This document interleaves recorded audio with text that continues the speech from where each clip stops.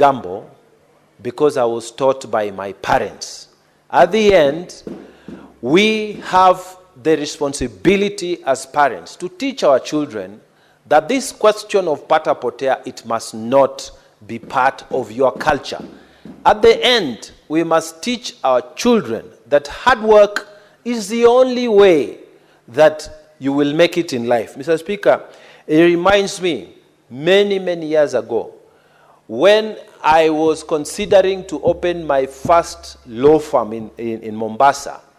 Mr. Speaker, I went to seek advice from senior practitioners, and I remember one, many years, this is over almost 40 years now, and he told me, Mungatana, there is no shortcut to success. You see where I am? I have worked hard. And the children who have visited us in this Senate today, and I'm glad you are hearing us from the plenary, from up there. There is no shortcut to success. You must put in the work. You see all these senators who are seated here, none of them will tell you, you will see their suits and their nice looks and what, but they will not tell you the story of sleeping late at night, moving with broken vehicles, spending nights in most uncomfortable situations, looking for votes, convincing people to sell their vision. And that's how they are seated here. Don't see the glamour and forget that there was work behind that glamour. The gambling culture is being spread on the belief that you will make it immediately. Anybody who tells you immediately, it's a red flag. Any person who tells you, put this money, you make money immediately, run away like you are running away from the devil himself. Anything, even your hard work, by the time you are getting your KCSE certificate, it has been many years of hard work. It has been 8 years of primary. It has been 4 years of secondary school. Nobody told you that you put in a card or you put in a coin and you become a graduate of KCSE and now you're ready for university. There is no shortcut. At the end, we will make this law. I support this report, but at the end, the story is yours. The story is with your family. The story is your mother and father or your guardian. You must not gamble. Go and work. Go and work hard, and you will be successful to the extent that you imagine you will be in life. Mr. Speaker, with those many remarks, I wish to support the mediated version of this report and confidently ask the President to assent to it so that we can start regulating this gambling business. Let's not go back and forth on this matter. Let us have a law, and if this law is not good enough, the Senate does not stop operating. It will amend any section that is not good for the sake of good order in this country. Mr. Speaker, I support. Thank you. Senator Olekina.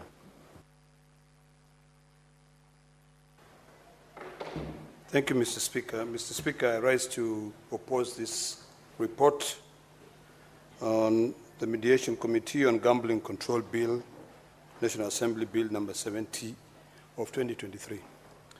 And I do so cognizant of the fact that we are living in a current environment where 90% of our youth are jobless, where we have protests on a daily basis, we have issues, social issues, mental issues, economic issues that we've not been able to address, that we are now seeking an escape route to live in an utopian world of get rich fast. Mr. Speaker, I was speaking to one of our colleagues here, and she said that one of our pastors in her village in Machakos collected all the offerings in the church, but instead of using it to solve social issues or to do God's work, he ended up gambling. Mr. Speaker, I've skimmed through this report. I've seen the areas which this House had suggested that be deleted in the bill. There's a reason as to why this bill ended up in mediation, and most of them have been retained. Mr. Speaker, this is not the time for us to encourage gambling in this country. I share the same sentiments with my colleagues who have spoken before me in terms of making it punitive for anyone to come and gamble this time. We must, first of all, solve our social issues. Mr. Speaker, gambling companies which make billions of shillings, in fact billions of dollars, target vulnerable, poor societies, people who make 500 shillings a day doing manual jobs, to be told to gamble. Our radio stations, our TV stations are the easiest way to communicate. But instead of our own radio station taking more time to educate the public and carrying out public participation on the dangers of gambling, they are spending more time collecting revenue because they can share the profits. Mr. Speaker, I completely oppose gambling. I oppose this bill. And if my colleagues, if I was to convince you from both sides of the aisle, I would request that we rethink gambling in this country. Mr. Speaker, in America, and I lived in America for so many years, and I'm also a resident, when you go to certain states, gambling is restricted to a particular area where only the rich would be able to drive. In Colorado, Mr. Speaker, you'll find that gambling would go into the Native American reservation, where there's a city which is set aside just for gambling. So it's the rich who will go there. People who have made money until they have, I cannot use that word, but they have money which they can only just use it as they wish. Disposable, not even disposable. There's a word I wanted to use which is not parliamentary, but I cannot use. It's money that you don't really care about. You don't give a hoot on where that money comes from. Mr. Speaker, the biggest challenge we have in this country right now, which is attributed to gambling, is mental illness. In this House, we passed a law on mental illness and how to deal with it. The laws that we are discussing in this House, and I have no problem with passing legislation, but we have to pass this legislation. We have to discuss this legislation cognizant of what is affecting, what is ailing our society. Right now, there are so many poor people, and the only thing they know how to do is to gamble for them to make money. There are people who will make 1,000 shillings maybe in a week because there are no jobs available. But because they have been lured to a scheme where they can get rich fast, they gamble all that money, and then they end up doing what? Sitting down looking at their kids in a table where they cannot eat. Gambling increases crime in a country, Mr. Speaker. Today, Mr. Speaker, we have our children in this parliament. They are looking at us. The same children who come here to listen to us are the same children who we do not understand now, because they are from a different generation than the one we come from. The Gen Zs. We don't understand the language they speak. But instead of us taking the lead and guiding them, we're here discussing about amending laws and saying how good these laws are to gamble. We are not teaching them. I like what, although I don't associate myself with a lot of sentiments of my brother from Tana River, but I like one thing that he said, that to the children, know that we will not always tell you what we go through to be able to wear good suits. Some of us, you might look at us and you think, oh, this person is about 60 years old, and he's merely 20 years old. But it's because they have sleepless nights. They don't sleep. You know, they are always up at night, working. They have 10 jobs. Then you just see them here looking smart, sharp. You know, you don't even know what they are suffering from. So, Mr. Speaker, I want to beseech my colleagues here that it is not time for us to be passing this legislation to be able to support people who are already filthy rich, who are already collecting so much money. It is time for us now to think seriously about how do we end all these problems? How do we reduce crimes? How do we ensure that we have created jobs for our youth so that they don't end up in the streets? You know, these regulations that we're talking about, now in a devolved system of governance, where the Constitution allows county governments to be able to develop laws to collect certain taxes. This, unless there is uniformity across board, you will find some other counties who are culturally sane will say, we will hike and put so much money to be able to save their citizens. But others, because of interest, business interests, they'll make it even very cheap. Pay 5,000 shillings and you can have a gambling license. So, Mr. Speaker, sir, I oppose this. I think the exposure to the youth at this particular time, when we are facing a lot of social issues, joblessness, should not be to gambling, but should be to working hard to making money. You know, our country is so good. Our country, you can only compare our country with other developed nations. But sometimes, even if we are passing through, the word is leapfrogging. Even if we leapfrog, sometimes certain things, we cannot just say you are born today and tomorrow you can be able to walk. But because of technology now, there are certain things that we don't need to go through the entire industrial revolution process for us to be able to manage how to do it. But in this country now, we have to remember that that process of industrialization is necessary because we have 47 counties which are completely different. So, Mr. Speaker, I oppose it. I think when you look at across the world, there are countries which are not stable. But those countries are the same countries, I think one of my colleagues who was speaking, are the ones who set up gambling websites. They lure people to gamble there, and then before you realize, in fact, the first one, you are told, hey, take some little money. And you make some little money. You get addicted. You get addicted. Before you realize, you cannot even think straight. I think the only gambling that I can be able to say, it's one that can be allowed in this country is in the stock market. Because at least in the stock market, you are seeing there is a company here, Safaricom as an example.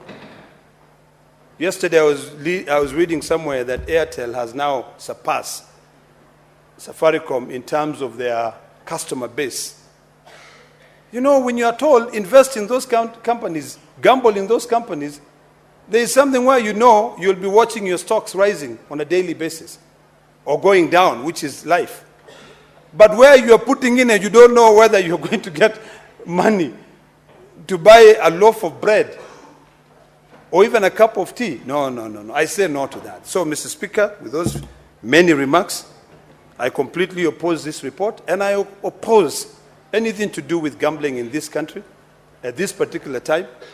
I think in the next 10 years, once we've been able to fix our current problems of understanding each generation, is when I'll be able to entertain anything to do with gambling. So, Mr. Speaker, sir, I oppose. The Senate Majority Leader. Thank you, Mr. Speaker. I rise to support this motion, which is a report of the Mediation Committee from the Senate and the National Assembly that brings to a close a very difficult exercise that we've had, which is to try and rein in and bring control on a very difficult sector. A sector, Mr. Speaker, that has been described very ably by my colleagues. In fact, I agree with them on their prognosis. What I do not agree with them is a final diagnosis, what they eventually consider to be the solution.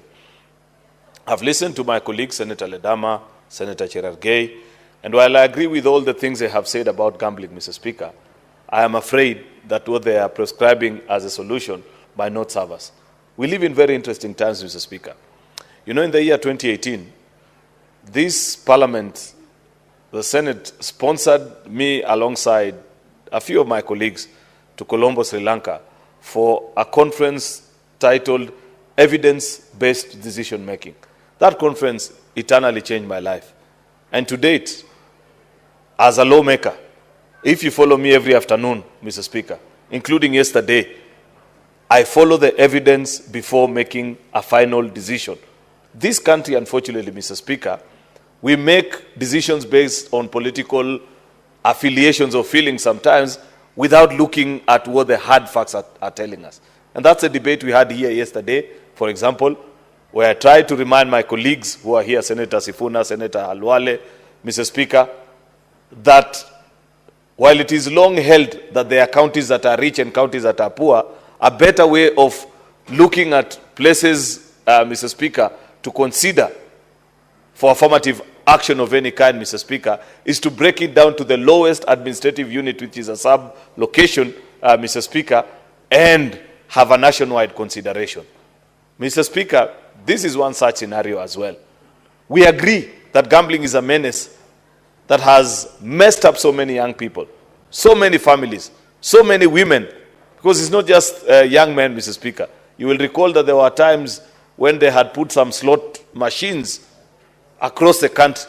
It was a very interesting spectacle where you'd find women folk in the village at about 4 o'clock trooping from their homes to the center to go and slot in the coins, Mr. Speaker, with the hope that they were going to have their luck on that particular day. I'm afraid, Senator Ledama, that when we legislate, we pass laws for things that we know, things that we like, and those that we don't. I understand very little about gambling. In fact, I don't know even how to gamble. But unfortunately, as a lawmaker, Mr. Speaker, I have to make decisions that are in the best interest of the people that I represent. Rift Valley, where I come from, Mr. Speaker, is a mecca of bettors. That's where the hardcore betting population of this country lives. And I know this from very, excuse me, very sound authority, Mr. Speaker, on statistics that I've seen. How many young people wake up trying to get 100 shillings or 50 to place a bet on something with the hope that they'll succeed. And of course, like has been described by many of my colleagues, 90 to 99% of the time they don't succeed, because that's how gambling works. I know that there's something they say, the house never loses, the house always wins. Unfortunately, Senator Ledama, choosing not to regulate this sector is not an option that you want to take. Why? Because even if we made the decision that we want to ban gambling in Kenya, are you aware that 60 to 70% of gambling nowadays has gone online? And they are from sites that don't even exist in Kenya. And those sites, just listen, Senator Ledama, I've done some good research on this. Those sites are operated by very sophisticated software that even if you block their IP address this minute, by the next minute, they have generated a new one. And our young people are following those sites there. So we must think of ways of how we will regulate this sector, because unfortunately, banning or choosing to close our ears and eyes and saying that this is not allowed in our country, Mr. Speaker, is burying our heads in the sand. We live in a digital world. Unless we want to say that we block the internet, perhaps that's the only solution that remains. But as it is today, Mr. Speaker, the unfortunate and the hard reality is that we have got to find ways of bringing order to this sector. Countries all over the world continue to grapple with this. I took time. Actually, the former ambassador to Kenya from the UK. Yes, I don't mind. Senator Olekina, proceed and inform Senator Cheriot. Thank you, Mr. Speaker. Mr. Speaker, I appreciate the fact that the majority leader began his debate by giving us a history of what led to his style of debate, evidence-based. Mr. Speaker, when it comes to the issue of evidence-based, it is imperative to remember that as a country, what we need to remember is that our national identity card number is the one that unites us.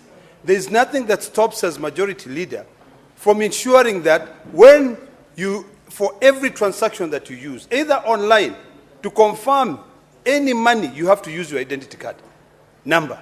In fact, nowadays, when someone cons you, so long as you can get the identity card number, you can find a way, and we need to be able to find a way, Mr. Speaker, and this is what I'd like to inform the majority leader, that we can use that identity number to block you from doing any other transaction. In other countries, Mr. Speaker, where gambling is restricted, the moment you try to gamble, you're asked to put your national identity number or your driver's license number. If you go to Australia, before you enter a club, and they know you're not supposed to enter a club when you're not 21 years old, you give out your ID number. In a club, they run it through to make sure whether that ID is legit or not. Nothing stops us from ensuring that this website that the majority leader is talking about, that if you block this IP address, even the IP address is a problem, ensure that everyone, any transaction which is done in the Kenya space, even if the site is in Germany or America, requires you to put in your ID number. And if you put in your ID number, if you're not over 18, or if it is gambling, it blocks. There are ways around it with technology and AI. Senator Ledama needs to spend time with these young people to understand what I'm telling you. Those sites are not hosted here in Kenya. They are not designed here in Kenya.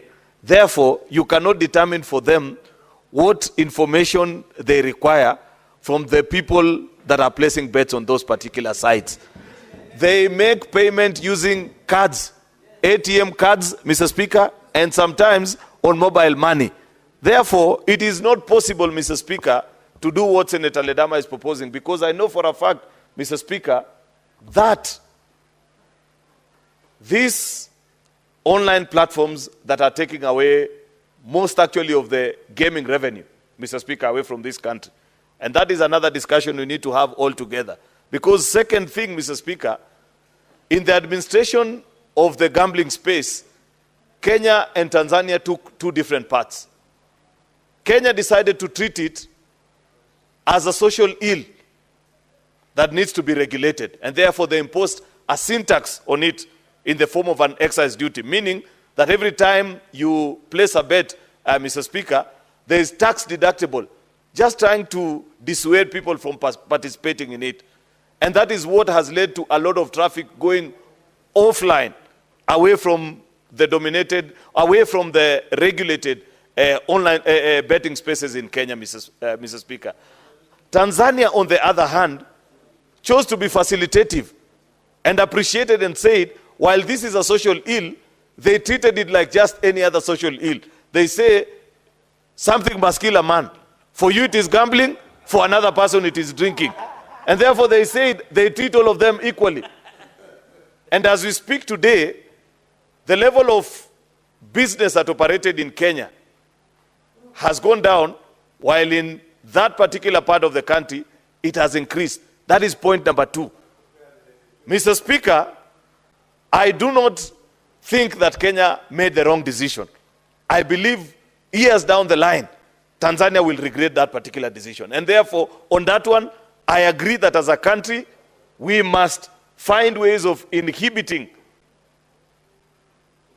the gambling habits of the people that participate in that particular space, Mr. Speaker. But I was just bringing to the attention of the House the evolving space within which this industry operates. That as we try to tax them here to dissuade them from participating in these games, they have actually taken out off and they are now online.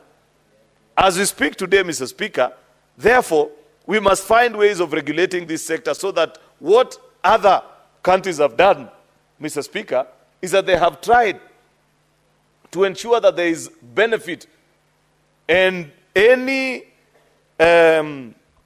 challenges that occur from subsequent months and years of betting to a particular individual are actually sorted by the betting house. You'll find that many of them, for example, and before Senator Ledama rose to inform me, I was giving the example of a piece of legislation that was shared to me by one of the interns at the UK embassy about a year or two ago, by the time we were beginning this debate. They say that they have actually forced all gambling entities, so long as you provide gambling activities in the country, be it online or in the form of a casino, Mr. Speaker, to keep a record of the customers. And they share. And there is a trend they are able to trace. If they find that you are getting to levels close to addiction and you're becoming dependent on it while it's just supposed to be a sport, Mr. Speaker, they actually call you and they offer counseling services to you, mandatory by law. That's the kind of work that we need to demand from the firms that operate gambling activities in this country. That they must look after their customers. That if they notice that you are actually addicted, Mr. Speaker, they provide support services to you as a customer. That needs to be provided by this authority.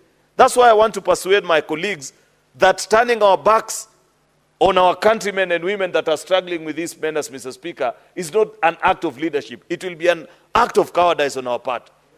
While we may not agree with their choices, Mr. Speaker, we pass law in this house for the people that we agree with and those that we don't agree with, Mr. Speaker. I say that I don't know even how to gamble. I have never gambled in my life, Mr. Speaker. But I am fully aware that so many of the young people that vote for me to come to this house, Mr. Speaker, battle with gambling addictions, for example. I must provide a regulatory framework for them to have an entity that will look straight into the eye of these betting firms and tell them that look after your customers. Ensure that you provide support services to them if they get to addiction levels, Mr. Speaker.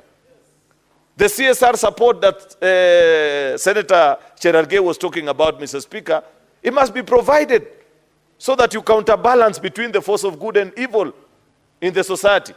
So that at the end of the day, if there are challenges that they have brought about in the society, how have they counterbalanced it? By providing, for example, everybody knows that the biggest contributors in this day and age in the sporting world are actually these betting firms. Across the globe, Mr. Speaker, they sponsor the biggest of sporting franchises out there, Mr. Speaker. They develop gymnasiums, stadia, Mr. Speaker, because of the realization that people's choices, Mr. Speaker, vary from one to the other. Therefore, I want to urge my colleagues that while looking at this particular topic, Mr. Speaker, that let us be mindful of the fact that this is not a simple decision that you can just make and say, we choose to look away. What we need to is first, you need to have an authority. I think, I don't know what it is called, the current regulator, BCLB or something. I think it's just a department in one of the offices here. You need an authority that has representation from almost all spheres of society, Mr. Speaker, including even religious institutions. Those who will have the courage to sit in that particular board, Mr. Speaker. So that when you set the tough conditions, Mr. Speaker, the firms live by the rules, they play by the rules, and we protect many citizens that continue to battle and struggle in this particular space. Therefore, Mr. Speaker, I want to urge colleagues that have taken time to read through this report. I appreciate that it has been a protracted battle between the Senate and the National Assembly. Their perspective of things, Mr. Speaker. There are many things we had included, including taxes that we proposed. If you remember, we had actually proposed something akin to a sin tax to ensure that we dissuade young people. But unfortunately, when these people went to the mediation, it was dropped because I know National Assembly will never agree to any tax proposition coming from the Senate. Of course, the matter was not even given a chance. I knew that proposition, Mr. Speaker, had the chance of a snowball in hell the minute he left this house, so long as he was going to get to the National Assembly. Because they don't view this for what it is. It is a broader conversation about what is the space of Senate with regards to taxation and so on and so forth. And therefore, we lost it at that. My thinking, because I listened to, I don't know who it was, one of the members who moved that proposal on taxation, Mr. Speaker, was actually to sort that issue that I had proposed or that I had spoken to earlier, between how we chose to administer betting and the difference in approach we took between us and Tanzania, Mr. Speaker.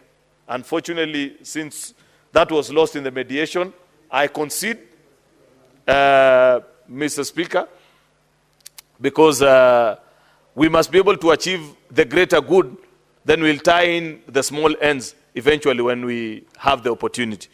So I want to request that we conclude on this business today, Mr. Speaker, if possible, so that when we get the opportunity to have a regulatory authority, then we shall invite them to this house and now ask the hard questions, Mr. Speaker. Maybe, I don't know, maybe, just maybe, that there are technological solutions that are available to these companies that are running betting, Mr. Speaker, online and don't have presence in Kenya, they don't pay taxes in this country, Mr. Speaker.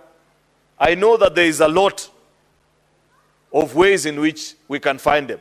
I know, for example, Senator Ledama, because earlier on you had asked me what might be the solution, is that you can force their bookmakers, because all these online betting firms rely on bookmakers that are actually regulated in countries that have even stronger regulations in this space than the Republic of Kenya, Mr. Speaker, to give us the odds so that you're able to establish how many transactions they made out of this country and what it is that they paid. Because now in this law, thanks to the mediated version of the report, even if we have no ways of finding and establishing, we shall continue to demand of them until such a time that we catch up with you.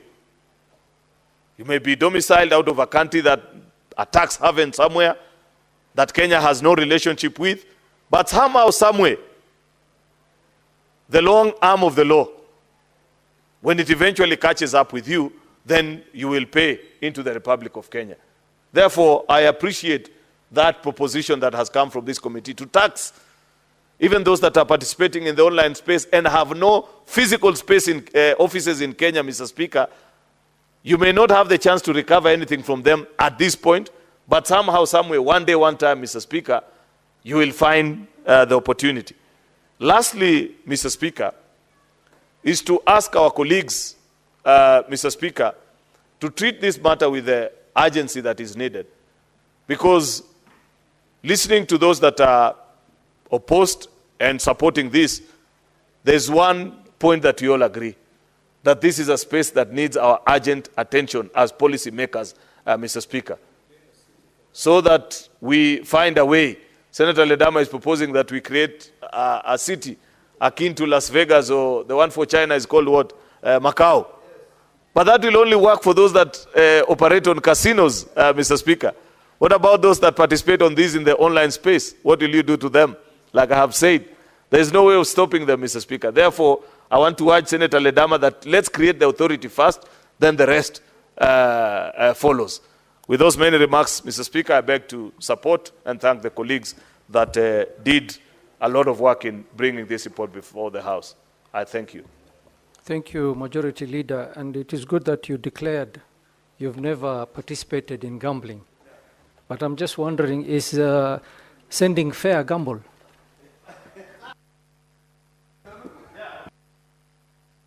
Mr. Speaker, because you have asked me a question, yeah, sending fare is a gamble, especially for a young man like Eddie, Mr. Speaker.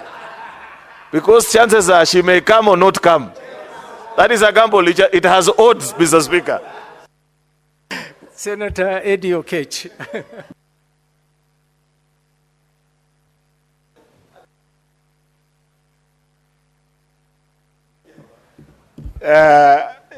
Mr. Speaker, I want to thank you so much for giving me this opportunity. You know, Mr. Speaker, for the first time I've seen a situation whereby you invite Senator Cheriot to give a comment on what the Speaker has said without ruling. And, Mr. Speaker, this issue of fare, I'm looking at the eye of the majority. He looks very annoyed when you raise the issue of fare, although he's smiling, but he's burning in the inside. It seems like his fare, he has gambled a lot with this fare to to the extent that but on a more serious note, Mr. Speaker, let me just share a few ideas or thoughts on this gambling thing. And actually, Mr. Speaker, right from the start, I want to say that this is something I seriously oppose. And I totally oppose it for a variety of reasons. I was actually in the mediation team, and I was very clear that this is something that we should not even be able to entertain in our country. Because something like gambling, Mr. Speaker, happens in the context of a society. And every society have got different challenges with how gambling manifests in it.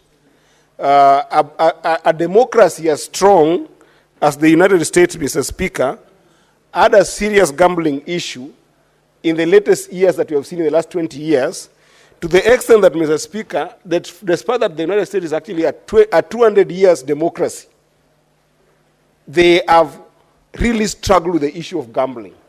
Because there are a number of vices that come with gambling that, Mr. Speaker, cannot be commensurate with the benefit that you come with whatsoever. In fact, in 2018, I had just left the United States 2 years before that, when the conversation about gambling was going on very strongly. And Mr. Speaker, in 2018, there was a Supreme Court decision that declared sports gambling in what we call Murphy versus the National Collegiate Athletics Association unconstitutional, to the extent that this was a case that was looking at sports gambling and the vices that was being among young people in the United States. And the fact that the United States had, even as a city where we call it Las Vegas, where you can actually go and do gambling there, and some sort of regulations that are within states that allows for resources from gambling to be able to enable those states raise some revenues without necessarily taxing people, or rather adding more taxes on people, and then do very specific services to those states. For instance, where you find originals who are in the United States, who we call the Red Indians, their communities must have been left behind in some inequality issues around economic development that has happened in the United States. You might find that some gambling might be allowed in those quarters just so that you can raise resources to enable them be able to deal with those services that their communities need.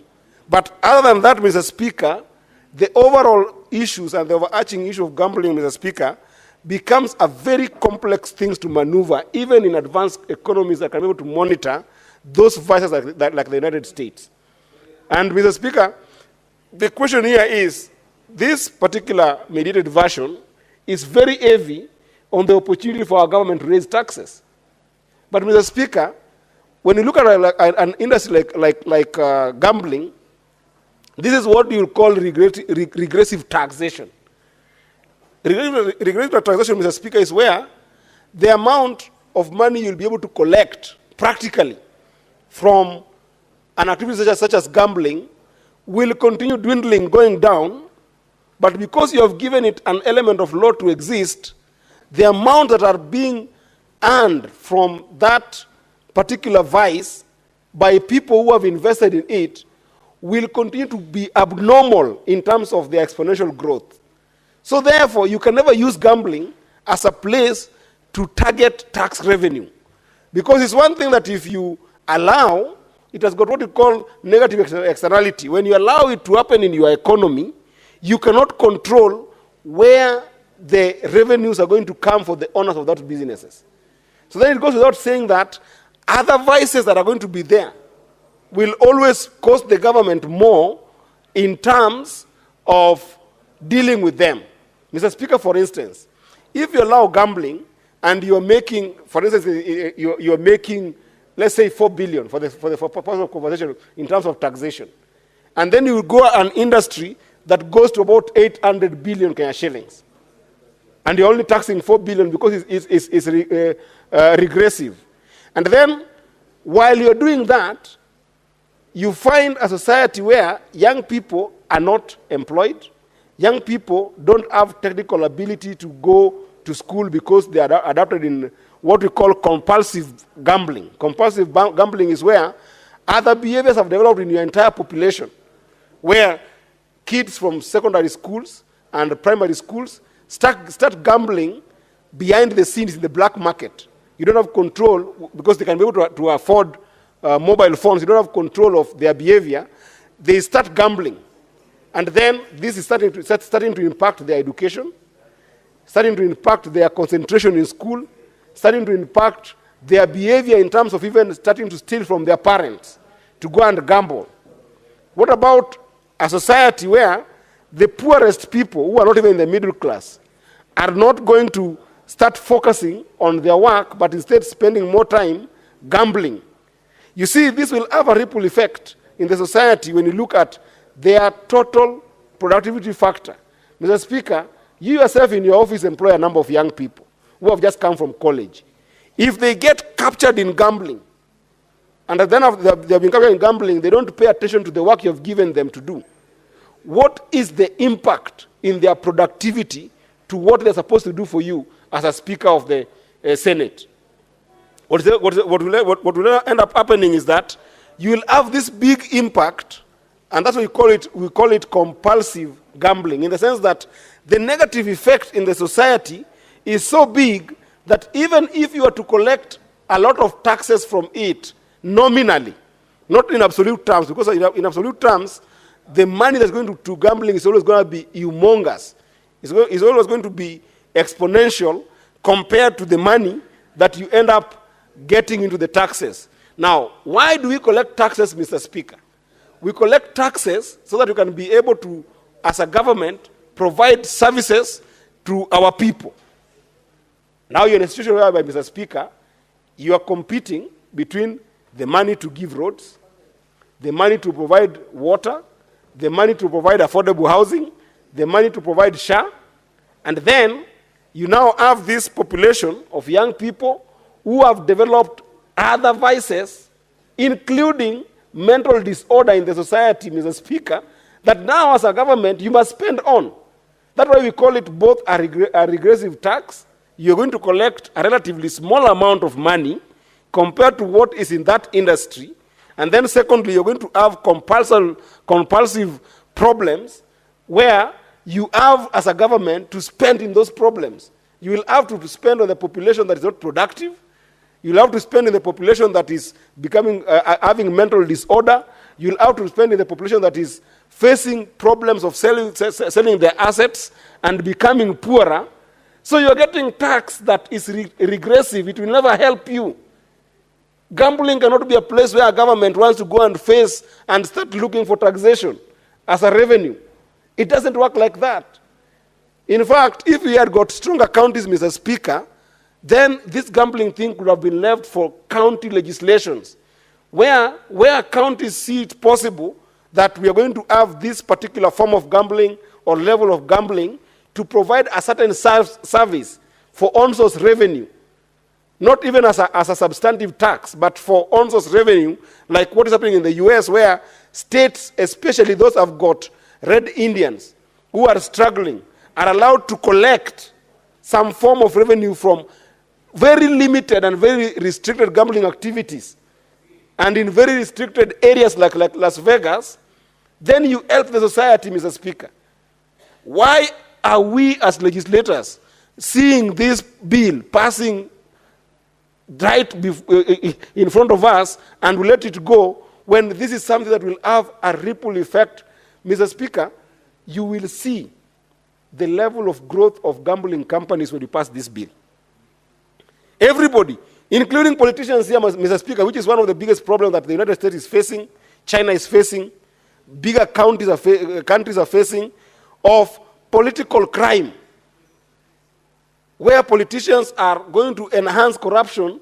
It's going to work the same way we are seeing sometimes some mushrooming petrol stations, where even in neighborhoods where they've got residential tickets, people opening up petrol stations as a way of sometimes hiding some funds. That's an easier problem, Mr. Speaker. A bigger problem is being able to allow for this bill to pass and make it even easier for people to have gambling licenses, Mr. Speaker. Because there is no way to monitor a gambling activity apart from just the revenue metrics, which is what we are putting here, to be able to look at what revenue has come in and what can we be able to get from that revenue. Mr. Speaker, this will be a conduit, a place for the political class to even hide money, a place for money launderers to hide money, a place for criminals to hide money. Surely, the Senate of the Republic of Kenya, Mr. Speaker, that has been seen for the last 3 years when the country has faced tempestuous moments, when the country has faced a lot of challenges, we have seen as the house that brings back sobriety in this country. When Senator Cherargei gets up to speak on matters of national importance, matters that concern the nation, Mr. Speaker, the country listens. The country trusts the Senate. The country trusts the Senate above the National Assembly. The country trusts the Senate above even the executive, above the county assemblies, above the Council of Governors when it comes to issues of national significance, Mr. Speaker. I know for a fact of women who have faced a lot of problems, Mr. Speaker. Senator Mogeni, what is your point of order?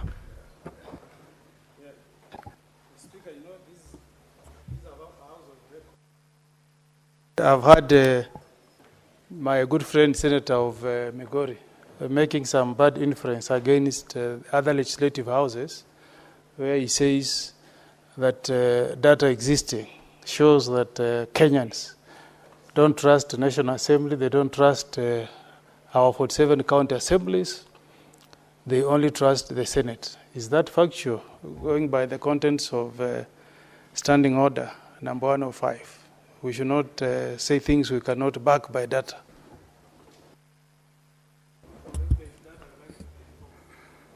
Senator Eddie, what did you imply by that statement? Mr. Speaker, first of all, you know, Senator Morgan is my senior. I know how much I respect him. He should not say what I did not say. I did not say that those other institutions are not trusted. I just said we are trusted more than them. It's a level of trust. It's an issue of level of trust. And there's a number of data, including Muzalenzo Trust, Mr. Speaker, that does all these data-driven research that shows that Senate is actually more trusted as an institution by Kenyans. Since you've referred to an existence of data, yes, according to Senator Mogeni's point of order, yes, are you able to substantiate by tabling those data so that Mr. Speaker, if you give me time, I'll bring you the Muzalenzo data and show you just how much Senate is trusted across board in the country in terms of making sober decisions. And actually, I was calling to the conscience of my, because I know he might get a time to speak, and perhaps I need to bring him up. He just got in. I need to bring him back that we are discussing the gambling bill. And I wanted to tell him that as my senior, I was trying to appeal to his consciousness that this bill very well, Senator Eddie, you will substantiate by the next sitting. Say, sure, I will do that. But I wanted to appeal to him as one of the senators that this bill around gambling, and especially predicated upon the idea that we are going to make some significant tax revenue from gambling, is indeed a bad bill, in the sense that you cannot predicate the idea of getting tax revenue from gambling when exponentially people will make more money than the taxes that you're getting, but the impact of the vices that you will have in the society. I was giving the senator example that in my own community in Migori, there are a number of cases that have come to me of people going through depression. There are a number of cases that we have seen of people committing suicide after losing their basic assets. A simple asset as women selling goats to go gamble with. A simple asset as young people selling their motorbikes that they have saved over and over time, over 3 years, to purchase a motorbike, then they sell it to go and gamble with it, and then they end up losing everything that they had. The impact is so big that if it's not only for mental health disorders or in places whereby we have got suicidal cases where people have killed themselves actually because of this gambling problem, it also even furthers crime, Mr. Speaker. Because in a situation whereby a young person or even any other member of the society has lost their assets, have lost in this gambling, and even in some cases they have lost their jobs because of this gambling problem. What happens where somebody has got the mental stamina not to commit suicide? If they have lost all their assets and all they had, Mr. Speaker, what remains for them to be able to survive is to go into criminal activities, Mr. Speaker. And we see these vices over and over in the society. So, Mr. Speaker, I know there's temptation to try and regularize this bill to make it look like we're going to have a framework that will make sure that we encapsulate the entire gambling industry into a tax bracket. But I think that this is one of those areas that will dissuade us not to be excited about as a country, as a place to be able to get taxation. Because that taxation is regressive in the one hand, but most importantly, even if you're to collect as much money from it, you can never be able to use the same taxation to deal with the vices, the impact of the vices you have in the society. Where you are competing to be able to build roads, you will now be competing to build roads and to deal with the issue of mental disorder in the society. Where you are competing to build roads or to bring water with the same taxations, you will now even have another problem that you're not only dealing with giving people water, but also dealing with the crime that will come in the society, Mr. Speaker. But I can see that politicians might be excited about this because it is also an avenue for some dubious politicians. I'm not saying any particular politicians, but there are potential for dubious politicians to take advantage of this bill and have mushrooming companies for gambling so that it becomes a conduit for money laundering by the political class and other people who are outside of the political class, Mr. Speaker. This is something that I believe that as a House, we must be bold, we must be courageous, we must remain solid, we must be distinct in our decision as a House that despite the fact that this bill has gone through a mediated process, this is a bill that we must kill as a House and make sure that we don't give a license to auction the future of our children. We don't give a license, Mr. Speaker, to auction the health care of our children, Mr. Speaker, by making sure that we now enable an avenue for serious mental disorder. And if we must consider as a country and be competitive in terms of looking at gambling legislations, Mr. Speaker, then I would wish this House the courage, because we are the House that is established under Article 96 of the Constitution, that is supposed to protect devolution. Let us then enhance the legislative capability of our counties to be able to handle things like gambling bills, so that it is customized that we only make sure that we don't touch into the unconstitutionality of gambling allowance into the country. But with regards to giving certification and legislation to operate and regulations, Mr. Speaker, why can't we, as a House, pass a bill that will enable counties to be able to determine this as an area for raising resources for specific services? Not all services, Mr. Speaker. Not even as a place for on-source revenue that goes into the basket of taxation in the counties. Because that would be also be tantamount to double taxation, Mr. Speaker.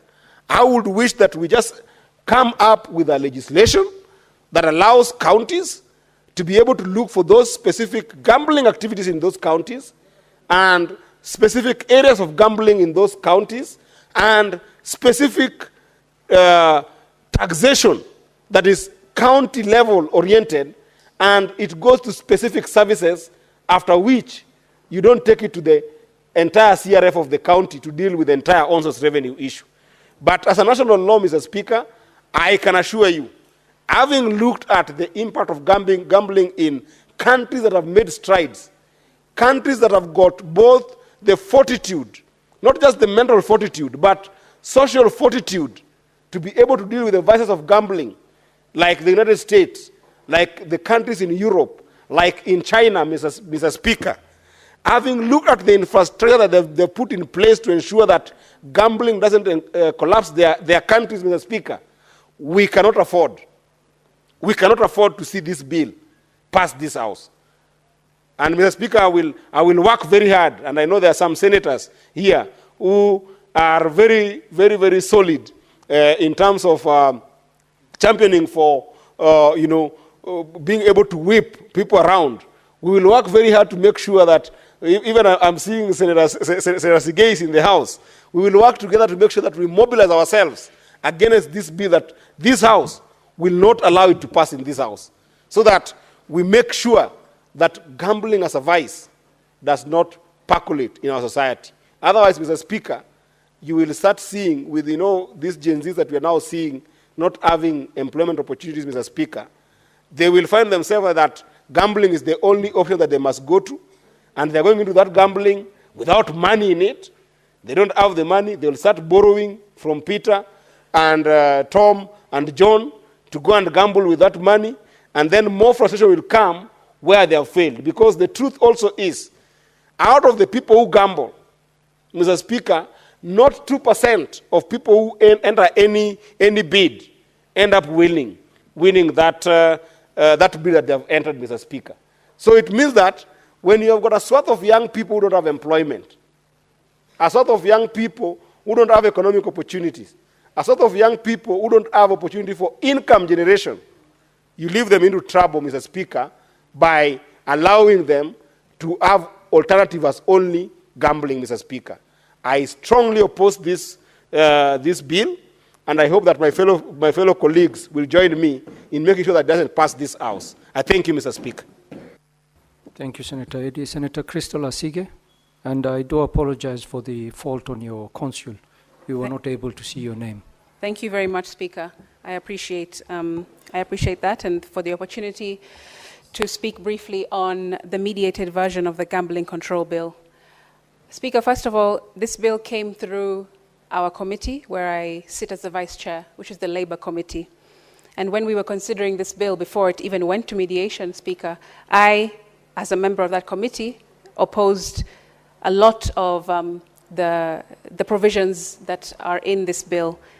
And also because the spirit of gambling, for me, Speaker, is not really a legislative endeavor. It, I feel, needs to be thought about more in a philosophical way. Speaker, across the world, you will see that, even this title, I find it to be a bit of a juxtaposed kind of a title, because it says gambling control. I don't believe that you can control gambling. And the world over, Speaker, you will see that there are countries who have either allowed gambling to happen or have completely refused for it to happen in their economies. But those who have tried a middle ground, like we are trying right now, have not been able to control gambling, as it implies in this title of the bill.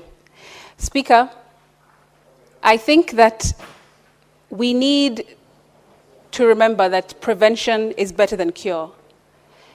And a lot of the time, I have seen in this House, as well as our twin House in the National Assembly, look at problems in our society as something that can be legislated in black and white. But unfortunately, there are a lot of gray areas when it comes to gambling. I like what the previous speaker has said, which is that gambling follows vices. And I believe, Speaker, that that is the case for us here in Kenya. Because if you look at any reports or any pieces of data or research, which I have because I have interacted with this bill before in our committee, you will see that gambling follows quite specific vices in this country. Gambling is always targeted to vices such as abuse of alcohol and drugs. Gambling will target those who have vices around addiction of some kind. Of course, sports, Speaker. It also follows vices such as pornography, which nobody has spoken about here, or I haven't heard anyone speaking about the same. This is what gambling companies will always target, especially those who are online. They will target people who are into entertainment or sports. They will target those who are into drugs and alcohol. They will target those with any kind of addiction, mental health as well has been spoken about here, and they will target those who watch and enjoy porn. Mr. Speaker, there are reports as well that we saw when we were looking into this bill in our Labour Committee, which show that in Kenya, some of the highest usage of the internet lie in those very topics I've just mentioned. It's the top 10. In the top 10 are entertainment, sports, shopping, but in the top 3 is pornography. And Mr. Speaker, if we don't address these issues, the vices themselves, then we will never be able to control gambling. That is my fear, Speaker. And recently, in the last few months in this House, as I said, we keep legislating things that are the symptoms and not the actual core root of an issue. Recently, Speaker, we were trying to legislate around fundraising in churches and the like. And there are members in this House who actually said and opposed that bill because they said, how can you tax or try to regulate fundraising without looking at the reason why Kenyans feel like fundraising is their only hope to get through their problems? When somebody fundraises for a sick relative, we must not regulate the fundraising. We must ask, why does this person feel like the health system has failed them? When somebody is trying to fundraise, for example, for education or taking someone to university, you must not regulate that, but you must ask, why is this person feeling that the education system has failed them, and that's why they have to look into their family and friends and community to raise funds for education? Same principle for me, Speaker, lies here. Why are we trying to regulate gambling and try to put heavy restrictions or legislation on top of this issue, rather than actually dealing with the root cause of why people are privy or prey or run prey to gambling, which is the things that I've mentioned before? I think those are the issues that we need to really sit and think about, not just as legislators, but as thinkers, Mr. Speaker, because that's why we are here. We are apparently the most brilliant minds in the country, and that's why we have been put here to represent our people. And if we cannot sit and think about the root cause of our issues as a country, rather than always treating the symptoms and slapping a piece of legislation on top of it, then we will never, ever control anything. Nonetheless, gambling is my opinion, Speaker. And even if we go ahead Senator Mungatana, Cherargei and AD, please consult in low tones so that we can hear Senator Crystal. Proceed. Thank you for protecting me from the members who are consulting. This is a very emotive subject, and I'm sure that they are busy discussing my submission as I speak. Thank you very much, Speaker. I want to just underscore and re-emphasize that we need to think about the root cause, curing that, or preventing the root cause, rather than thinking about how to cure it with a piece of paper and regulations. Speaker, even as a creative, let me speak from the perspective of a creative. We recently, in the last financial bill of last year that was thwarted by protests across the country, Speaker, there was a provision or a proposal to start taxing creatives, the creative industry. And creatives came out in large numbers to say, how can you tax us or regulate us when you haven't created an environment for us to even thrive in the first place? What are you going to tax out of us? Creatives said. And Speaker, that same idea, I will take it not literally, but there are similarities from that to this, which is, why would you want to tax a base of people who clearly are showing symptoms of issues that we have not solved as society? Rather than solving them, we are punishing them for being unemployed, for being addicted to alcohol or drugs or pornography, whatever the case might be, when we haven't actually sat down as thinkers and the most brilliant minds in the country and looked at the research and actually engaged with evidence-based legislation to then realize that, hey, this may not be the actual, or it may not be a sustainable solution to just write a piece of legislation. We need to actually go down to the base, to the core, to the bottom line, which is, why are our people feeling the need to continue to gamble their lives, their assets, their dreams, their possessions away, instead of looking for earnest work, looking to cure their mental illness, looking to address their addictions, looking to stop watching pornography. Mr. Speaker, for me, that is something that is poignant, and I had laid it out very clearly when we looked into this bill in the Labour Committee. It's still the case now, even though there's mediated version, which has not really addressed that same question, which is maybe philosophical, but still has to be answered by somebody. And I would have hoped that this mediated version or this committee would have addressed those kinds of issues rather than slapping us with yet another piece of legislation which may never, ever solve our problem and never bring any kind of control to gambling. I thank you. Thank you, Senator. Senator Andrew Omtata.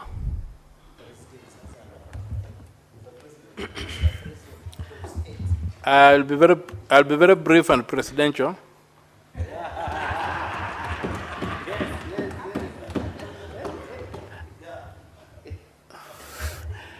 First of all, this is a bad bill. It is tackling a very, very technical area without any scientific study having preceded it. And that is where the problem is. The root cause of gambling is a misconception that it's a shortcut. It is a shortcut to making wealth. There's a shortcut to creating wealth. And in a country like Kenya now, where there is to make a shilling has become very difficult, you can see the way that this thing has mushroomed across. And maybe we may need to withdraw this bill, have a proper study on what is driving this issue, and then come up with scientific solutions. When I look through this bill, I don't see anything that is scientific about it, and I don't see any solution proffered. Yes, there's need for regulation, but by doing what? There's need for education, but by doing what? There's need for so many interventions, but by doing what? So I think, Mr. Speaker, this bill, though a good idea, but it's not being done well. And as a student of St. Thomas Aquinas, yes, my position is that if something is worth doing, it's worth doing well. This bill is badly done, though we need an intervention in the problems facing us with gambling, but this bill is not the solution.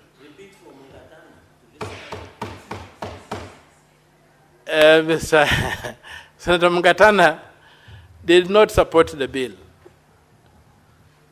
He recognized that there was a bill, but I didn't say he did not support it. He recognized that there was a bill.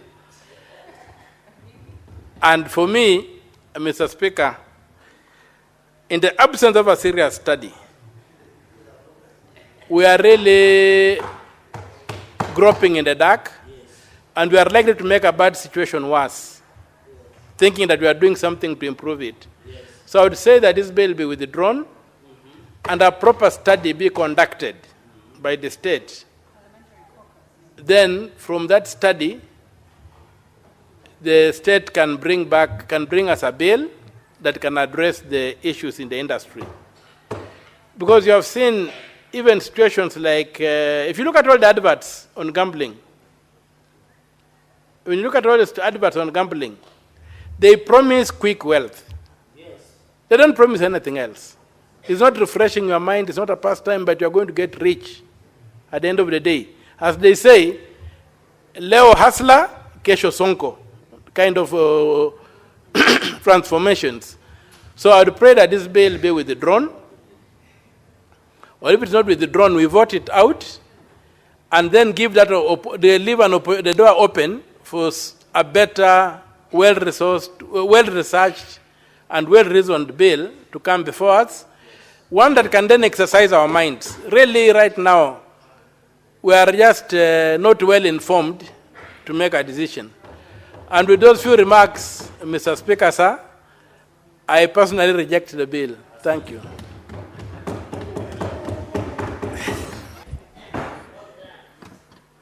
Honorable Senators, there being no other senators wishing to contribute, I call the mover to reply.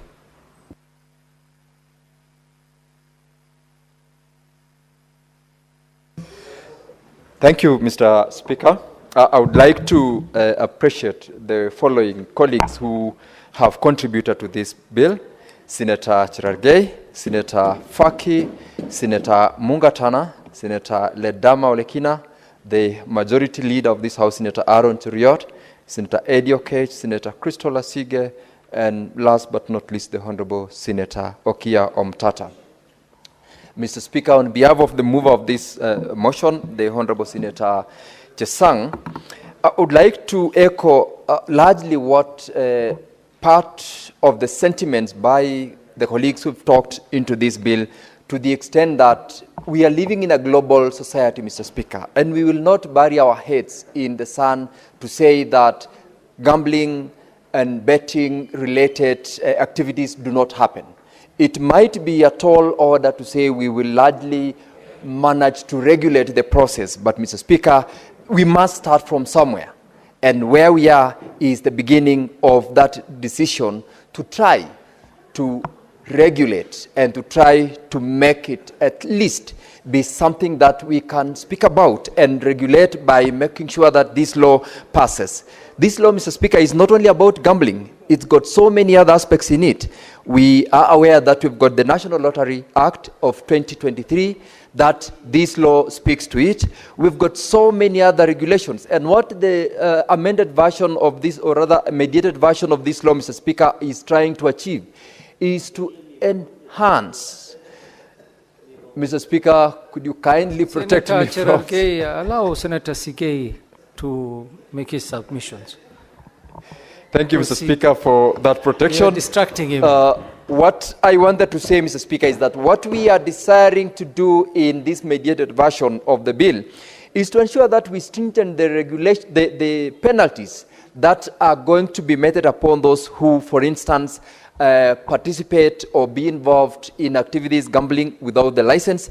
For example, Mr. Speaker, we have in the mediated version of the bill enhance the penalty in form of penalties or fine that one can be imposed to over 3 million Kenya shillings and 5 million Kenya shillings, which is an improvement from what previously existed, because without any fine or any penalty, of course, Mr. Speaker, no one will see any reason to be deterred from conducting activities gambling without the license. Mr. Speaker, earlier on, the Honorable Senator Cherargei, which is what I wanted to inform him, and I'd like to take the opportunity to correct the misrepresentation that the particular timelines within which not timeline, sorry, but the amount that one can bet on is not 1 shilling. In fact, the committee, Mr. Speaker, enhanced the amount to Kenya shillings 20 as a means of ensuring that whoever participates in gambling must be someone who would obviously be someone of age, because if you reduce it to Kenya shillings 1, every other person, including young children, can access that amount and can gamble with it. And Mr. Speaker, in terms of the timelines that the bill provides for advertisements by the media houses, the watershed moments is, Mr. Speaker, between 10 p.m. in the night and 5 a.m. That serves the purpose that the Honorable Senator Cherargei and the rest of my colleagues who said that we regulate, because if we don't do it, it's still going on, and we are living in a global society, Mr. Speaker, where although we would want to discourage as much as possible our young ones because of mental effects of gambling and also the consequences that comes with it, we cannot run away from the fact that this is a global thing that other regimes have attempted to regulate but have not been able to.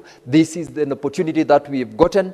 And although we have not been able to ensure that we get to the right situation which members would have desired in terms of regulation, it is an attempt that going forward we have enacted a law that will give us a platform either to continuously improve that law so that we at the end of the day are able to speak to a regulated activity, which in this case will enhance also the support that we are saying, discourage Kenyans, discourage everyone else from undertaking such vices. But for those who have already been put into this, not necessarily residents within Kenya, but those who are outside, but online, and they are Kenyans whom we must also speak to.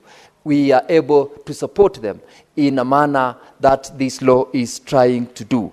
We are legislating for posterity, Mr. Speaker. We are not legislating merely because we've got to do it, such that even if we are not supporting gambling, there must be a law in place. And that is exactly what we are saying. Notwithstanding our differences, our challenges with this particular activity, we must have a law in place. And so, even as I reply, I want to urge the honorable members of this House to support it. And for those improvements that we are saying we need to make, it gives us a room to amend the law. And in the process of amending the law, we also go beyond the law itself and create an environment that will help Kenyans, those who are gambling, those who have been addicted, those who have been affected by gambling activities, to also get an opportunity to undertake an understanding of how else can they exit the vice, rather than just saying, we do not want it, we do not want the law, yet the law, or rather gambling in itself, is existing, it's cutting across, and it cannot be ignored. And that is why I want to encourage members to support. And Mr. Speaker, I wish to support, and pursuant to the provisions of Standing Order 663, I request to defer putting of the question to a later date. Mr. Speaker, I thank you. Thank you, Senator. Putting of the question has been deferred. Honorable Senators, looking at the order paper, we will have to defer order number 10, 11, 12, 13, 14, 15, 16, and 17. Clerk, call the next order.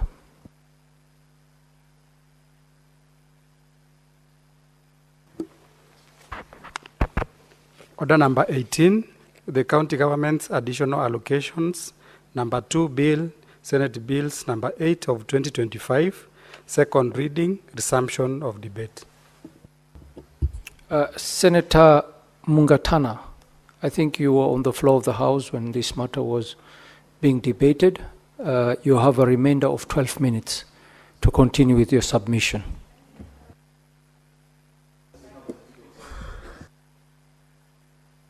I think Senator Sige is saying something. Oh, okay. Okay.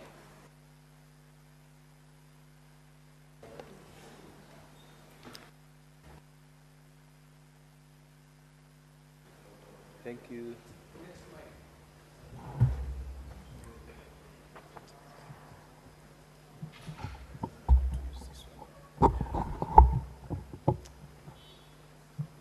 I want to use this one. Can I be given this? Thank you, Mr. Speaker. Mr. Speaker, I was on my feet yesterday seconding the bill that had been moved by Honorable, our Chief Whip, Senator Mheshimiwa Boni Khalwale. And Mr. Speaker, I was at the point where I said this bill has 12 clauses. And the last clause talks about criminalization of financial misconduct.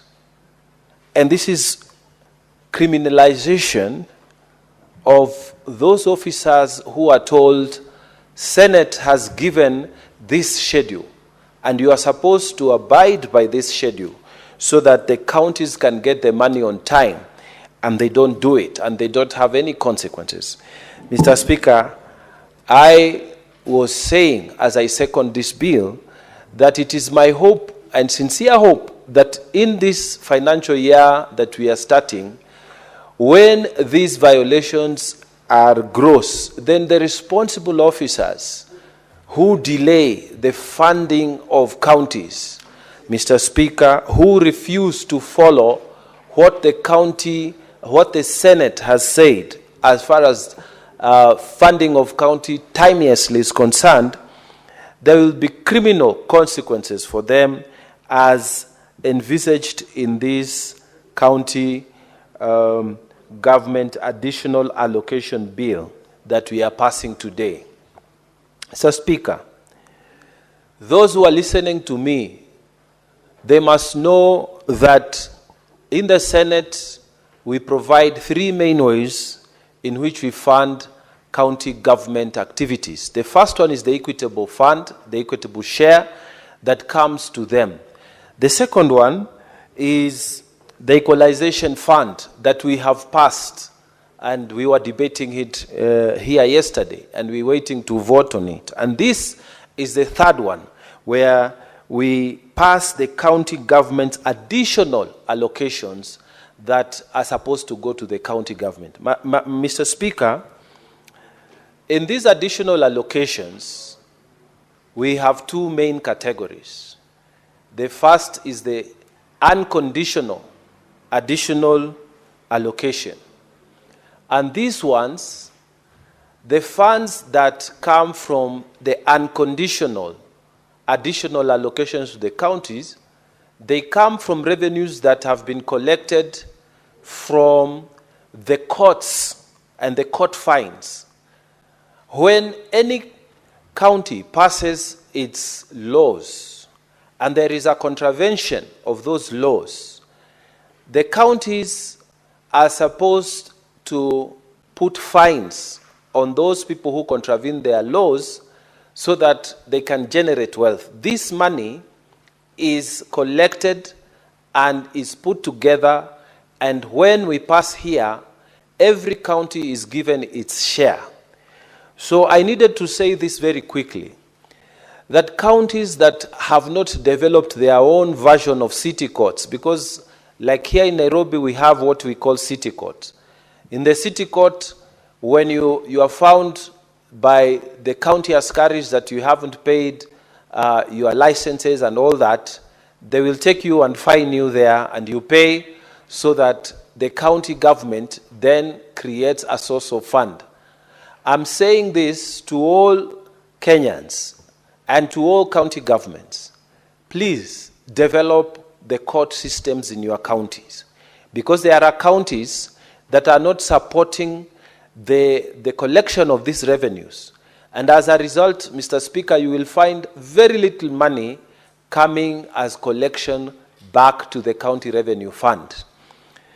Mr. Speaker, the other issue that is under this, that is the unconditional allocation of funds from this bill. This one comes from the 20% revenues of the royalties that have been collected across the country. Mr. Speaker, we want, and I want to use this opportunity to request that all the counties that have minerals and other resources that come from the ground, which can be mined, we are asking the minister in charge of this, the Honorable Hassan Ali Joho, to do what he can within his powers to make sure that these resources are developed. And I'm saying this, Mr. Speaker, because in Tana River County, for example, when the minister took over, he said that the gypsum mining in that county is not controlled, and he suspended everything. And Mr. Speaker, what that means is that there's no gypsum mining activities going on. Now, if the minister does not create a framework in which that mining can go on, then it means the royalties that we are expecting to get from this unconditional remittance of funds back to the county will be reduced. So I'm asking through this platform that you create the regulatory framework and help the people of Tana River to get back to that resource exploitation in an organized manner, because it was not very organized at the beginning, and that's why we supported your move to suspend the mining activities. But we want to go back, because this is one of the sources of unconditional transfers of monies back to the county. And Mr. Speaker, There is another problem at the Treasury, which we are asking the Minister to also look at. Treasury, for a very long time, keeps on giving excuses when it comes to remittances of these 20% royalties back to counties. You will find that it becomes very difficult, for example, for Taita Taveta County, for Kwale County, even for Tana River County, to access the monies that are supposed to be coming from royalties. Mr. Speaker, even Kilifi County, these are the coastal counties that have mineral resources. And Mr. Speaker, you will find that Treasury continuously creates hurdle after hurdle. Even when we have passed it here in the Senate, and we are saying that the 20% mineral royalty share must come to the counties, they create hurdles and make it difficult for counties. Mr. Speaker, in this financial year 2025-2026, as we pass this law, we want to ask the Treasury, please do the right thing. Stop frustrating counties. When this schedule that we have passed, and it is passed and it becomes law, you should be able to obey it and give the counties what they deserve in terms of their funds. Mr. Speaker, I have said that these government additional allocations, they come through the unconditional, and number two, through the conditional grants that are supposed to come to the counties. Mr. Speaker, the conditional allocations that come to the counties are in two portions. The first portion is the conditional allocations that the national government gives to counties so that the share of the counties from the revenues of the government are accessed to these counties.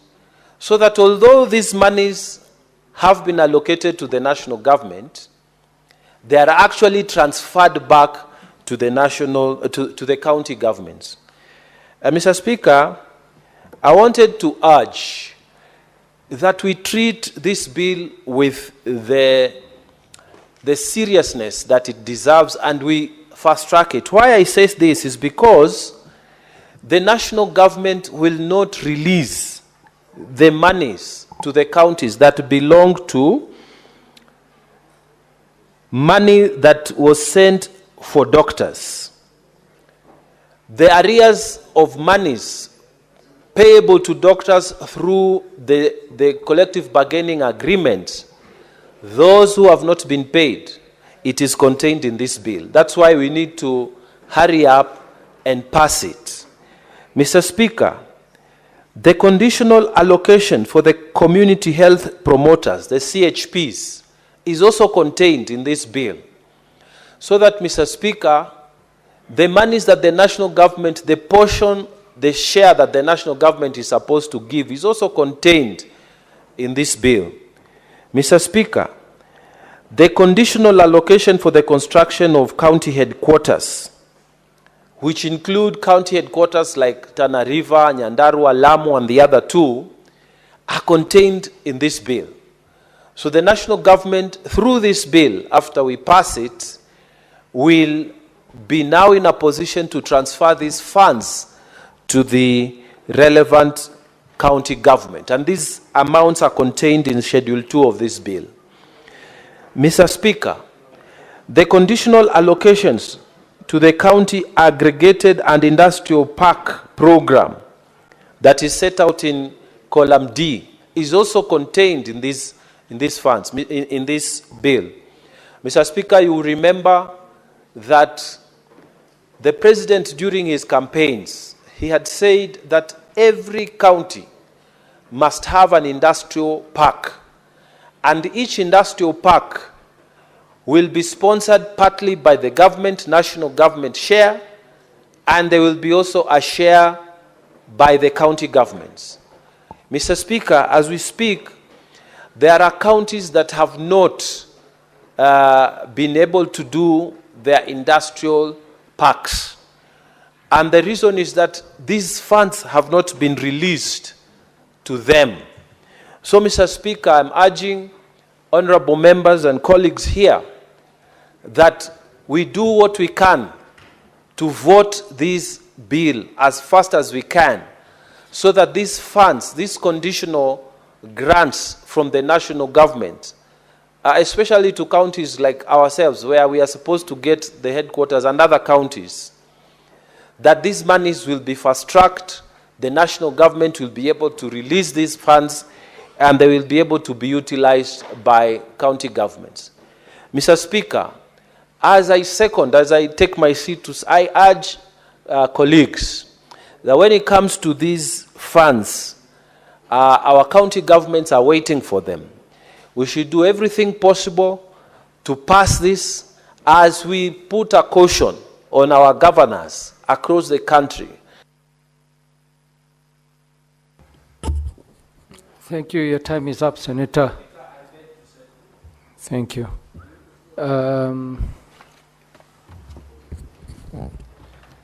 Honorable Senators, I will now propose the question that the County Government's Additional Allocation Bill number 2, Senate Bills number 8 of 2025 be now read a second time. Senator Cheriot. Mr. Speaker, I rise to support this bill, Mr. Speaker, the County Government's Additional Allocation Bill.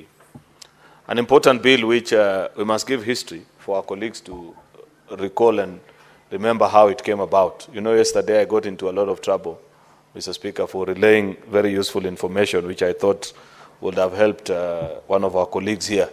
And they said, while they disagree with it, they went to say many other things. But I think history is important, Mr. Speaker, and people must understand the perspective. I continue to be proud of the work that we did in the Budget and Finance Committee in the time when I was a member in the last two Senates, Mr. Speaker. This is one of the signature bills of that committee.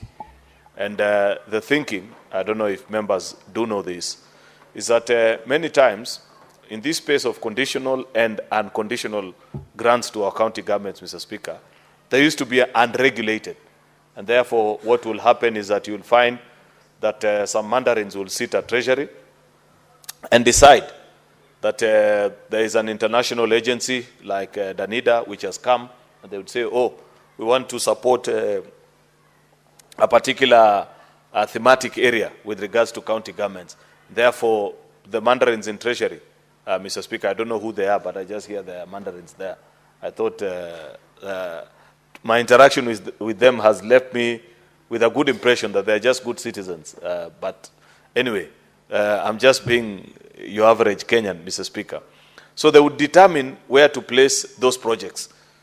And many times, we found out that those projects were specifically positioned in certain counties with no regards to any scientific evidence, Mr. Speaker, or framework of where to follow. So you'd say, oh, we want to pilot. In fact, the easiest way to do it they would say that we are piloting this project. And do you realize that the piloting phase would always be done in particular counties? And there are counties which stood absolutely no chance, especially those that come from regions that were considered to be politically incorrect at the time, Mr. Speaker. And so we sat down as a committee and we said, this is actually us who have derelicted on duty. We checked out on the people that sent us to Parliament, and that's why these things are happening. And so from around the year 2020 or 21, I don't recall the specific year, we said even additional allocation to the county governments, Mr. Speaker, must pass through a particular framework. And that is the basis upon which you have this county government additional allocation bill, Mr. Speaker.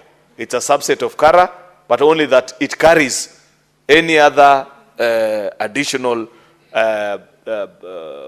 resources that are going to our county governments, Mr. Speaker, and the justification being provided therein, so that you are able to read and understand, Mr. Speaker, and appreciate that this is the amount this is why this county is getting, this is why this county is not getting.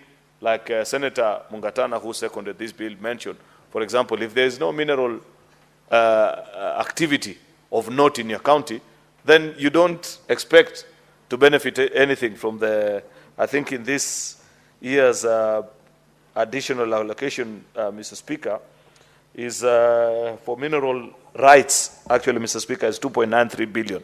And this is money that has accrued from 2016. You know, sometimes I get surprised, Senator Mungatana. People tell us, oh, this administration doesn't care for devolution. If those that were there previously cared for devolution, why did money from the mineral rights stay in the coffers of the National Treasury from 2016 up to date, Senator Mungatana? Why is it that it is only in this financial year that you are eventually saying, what doesn't belong to the national government, send it to the counties?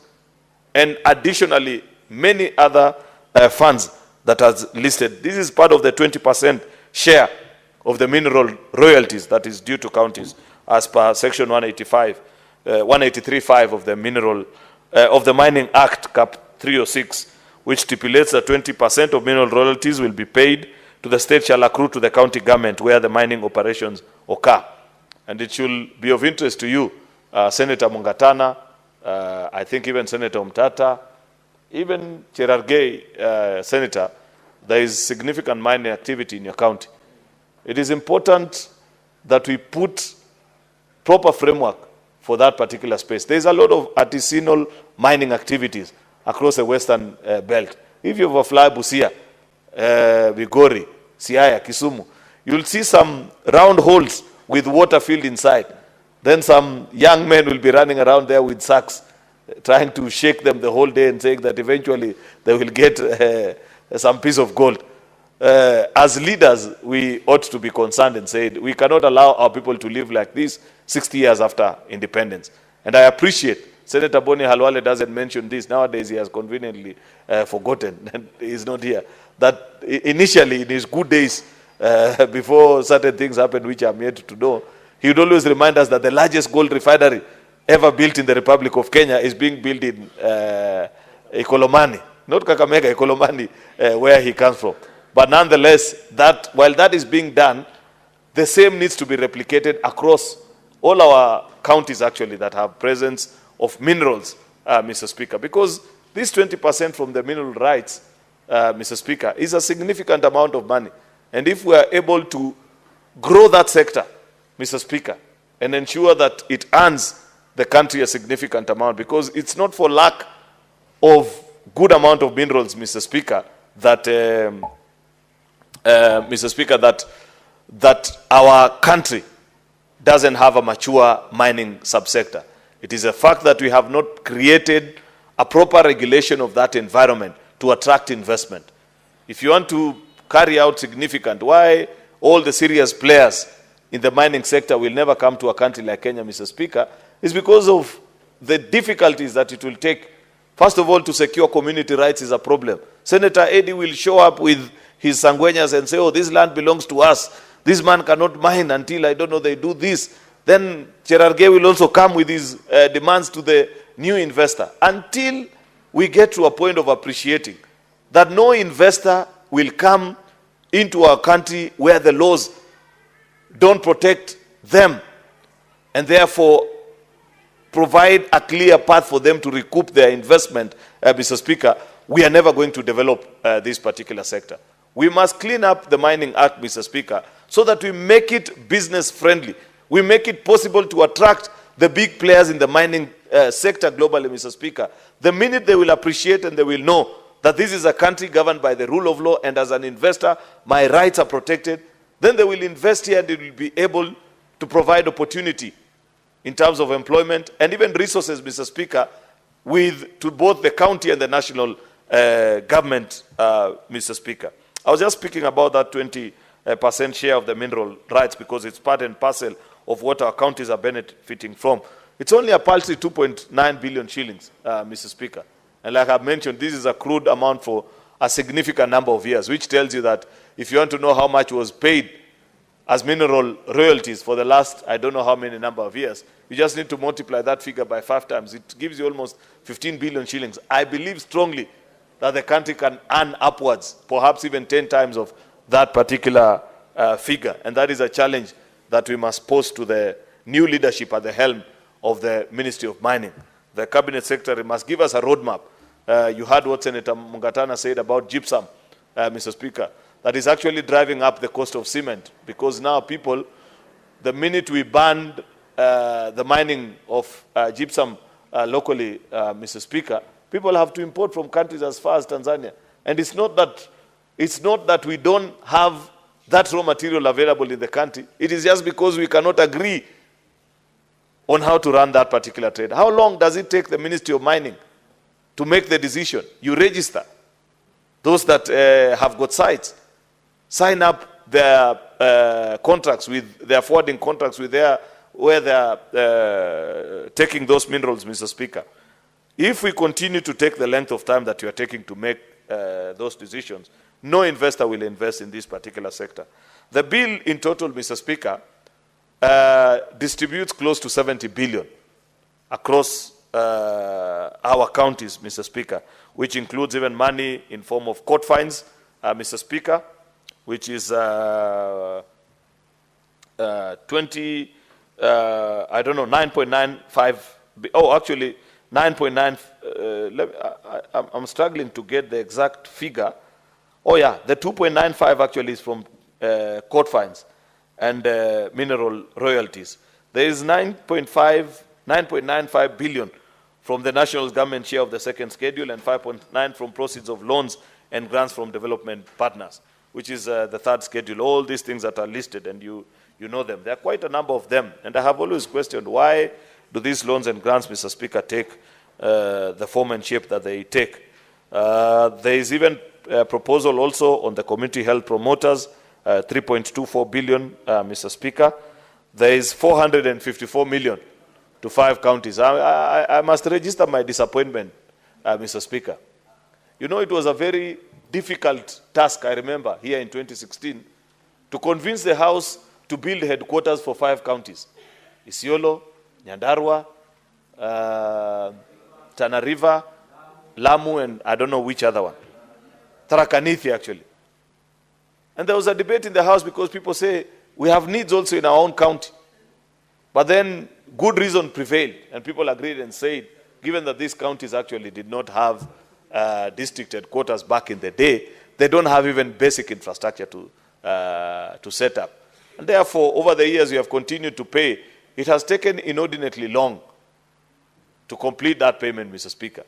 But I was disturbed that recently, it was just 2 days after we had made the decision to add Nyandarua, one, into the list of the counties that are benefiting under the affirmative action. You remember there were 12 counties that we created that were getting less than 6 billion shillings, and we said we need to find a way of bringing them closer to the rest of the counties, and therefore we developed a list of 20 counties and built it into the formula, the 4th generation formula that is now available. So it's the second time that Nyandarua is benefiting from an affirmative action exercise, and I wish Senator Methu was here when I'm speaking about this, because I have a message for him individually as a leader and for the people of Nyandarua. Then secondly, you have seen that that was not the first time. They are benefiting from this 454 million. When we had demonstrations recently, a whooping, I think, 35 county governments' vehicles, together with the same headquarters that we had given to them under affirmative action, was raised down by protesters, Mr. Speaker. So you receive support from the rest of the country, that they appreciate that you have unique challenges. Then in the spirit of madness that captures and is urged on by certain lost characters, Mr. Speaker, clever by half fools, who think that by inciting young people to burn around their country, they'll pass a message of dissatisfaction, you burn the entire building together with 40 vehicles. That was really unfortunate, Mr. Speaker. Yet, these are part of the resources that we are distributing. There's also money to KIPES. You remember there are counties that had not benefited equally. This is the 250 share contribution. I am not sure, and the Vice Chair is here of Budget and Finance Committee. I'm not sure whether this 4.5 billion now clears the list of the remaining counties. Because remember last financial year, I think about 30 counties benefited and there were 17 that were to benefit, Mr. Speaker. It is my hope and assumption that now we will complete that business because there are counties where the contractor has done significant amount of work, but they cannot move beyond where they have reached because the counties have exhausted their counterpart funding. Remember, the county governments were to contribute 250, and the national government was to give another 450.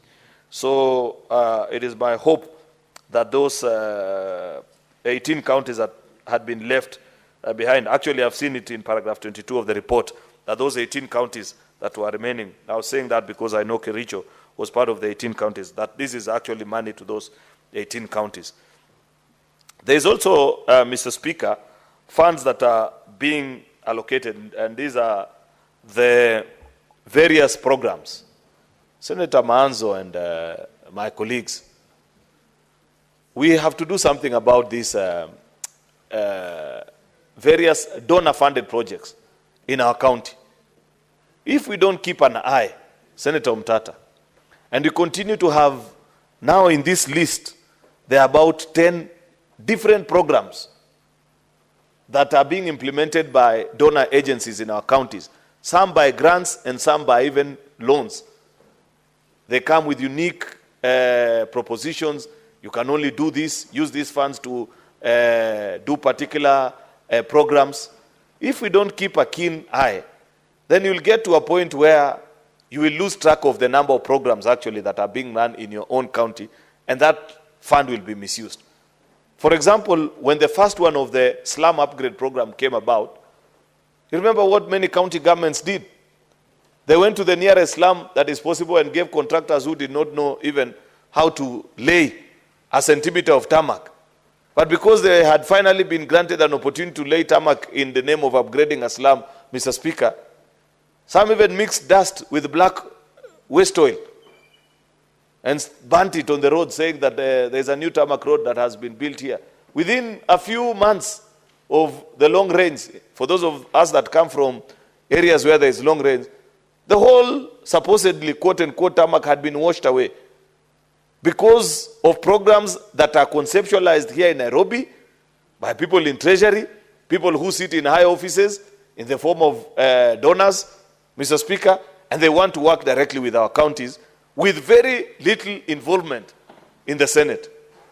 The members of the Budget and Finance Committee, Senator Tabitha, you're here as a vice chair, you will have let down the country if you don't call to order the treasury to give you, one, the feasibility studies that are done across all the 47 counties before signing up for all these programs that are listed here, and the justification why this program needs to run in our counties. I'd rather, Mr. Speaker, because part of the reason why Kenyans chose devolution in 2010, Mr. Speaker, they chose self-governance. I'd rather we put those funds in the hands of our county governments and let the people decide through their representatives in the county assembly and the governors that they elect on what are their priority areas. If you read this report by our colleagues, from paragraph 27, there is Sijui Aquaculture Business Development Program, 200 million. IDA, this is World Bank, and on this thing they call FLOCA, Financially Locally Led Climate Action Program. I don't know how much, 121 million. There's another one by IDA, part of the FLOCA, a grant of 6.2 billion. You know, there is KFW, German Development Corporation, also on FLOCA, 1.2 billion with 16 counties. No direction specifically on how those 16 counties were agreed upon. There's another one for Food System Resilience Program. It is funded by IDA. This is the development agency of the World Bank, 3.2 billion. Drought Resilient Program for Northern Kenya by the German Development Bank, KFW, 1.28 billion. Second, this is the one that I'm talking about, Kenya Devolution Support Program. One is a grant of 1.762 to all the 47 counties and others. Then there is a Kenya Devolution Support Program Phase 2. This one now is not a grant, 13 billion shillings. Kenya Livestock Commercialization, Kenya Urban Support Program, Kenya Urban Support Program. I think all the way, there is the need for primary health, water and sanitation. You know, Kenya Informal Settlement Improvement Program, 1 billion Kenya shillings. Kenya Informal, this is the one that I mentioned earlier, by World Bank, 840 million. About 20 different programs that are being run. But if you ask the members of Budget and Finance Committee to explain to us as a house, what was the conceptualization of this program? What is the justification that are county specific to ensure that each and every county provided sufficient justification to say we need to do some climate action. We need to improve our livestock. We need to improve, Mr. Speaker, our informal settlement. Some counties, like where I come from, and even this Senator Cherargei, there is nothing of significance that you can call a slum. 2, 3, or 400, 500 people living in some former settlement at a corner in the county does not qualify and does not pass for an informal settlement. That money can be put to more prudent use. I wish we had turned those resources into agriculture farm support program so that we support either our tea or our sugarcane farmers. We'll get more value out of it as a country and as a county, Mr. Speaker. Therefore, these programs, unless there is proper justification that is provided to us here in the Senate, as a custodian of the interest of county governments and its people, Mr. Speaker, we need to make a decision before the next financial year. We can let these ones pass because we have already made a decision about it, but there needs to be a better, Mr. Speaker, administration of this space. And maybe at the next joint retreat of the House, Mr. Speaker, we can invite the partners that are running all these programs to explain to us and help us appreciate what is their thinking so that we equally share our feedback with them. I don't want to take long than that, Mr. Speaker, because I know many of you want to speak on this topic, but I register my appreciation with the industry of the committee and request that we support them and conclude on this very important piece of legislation. I thank you, Mr. Speaker. Thank you, Senator Aaron Cheruiyot. I will call upon Senator Samson Cherargei.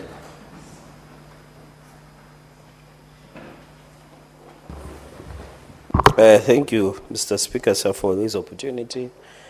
I think we have spoken to most of these bills, especially in the process of from Division of Revenue.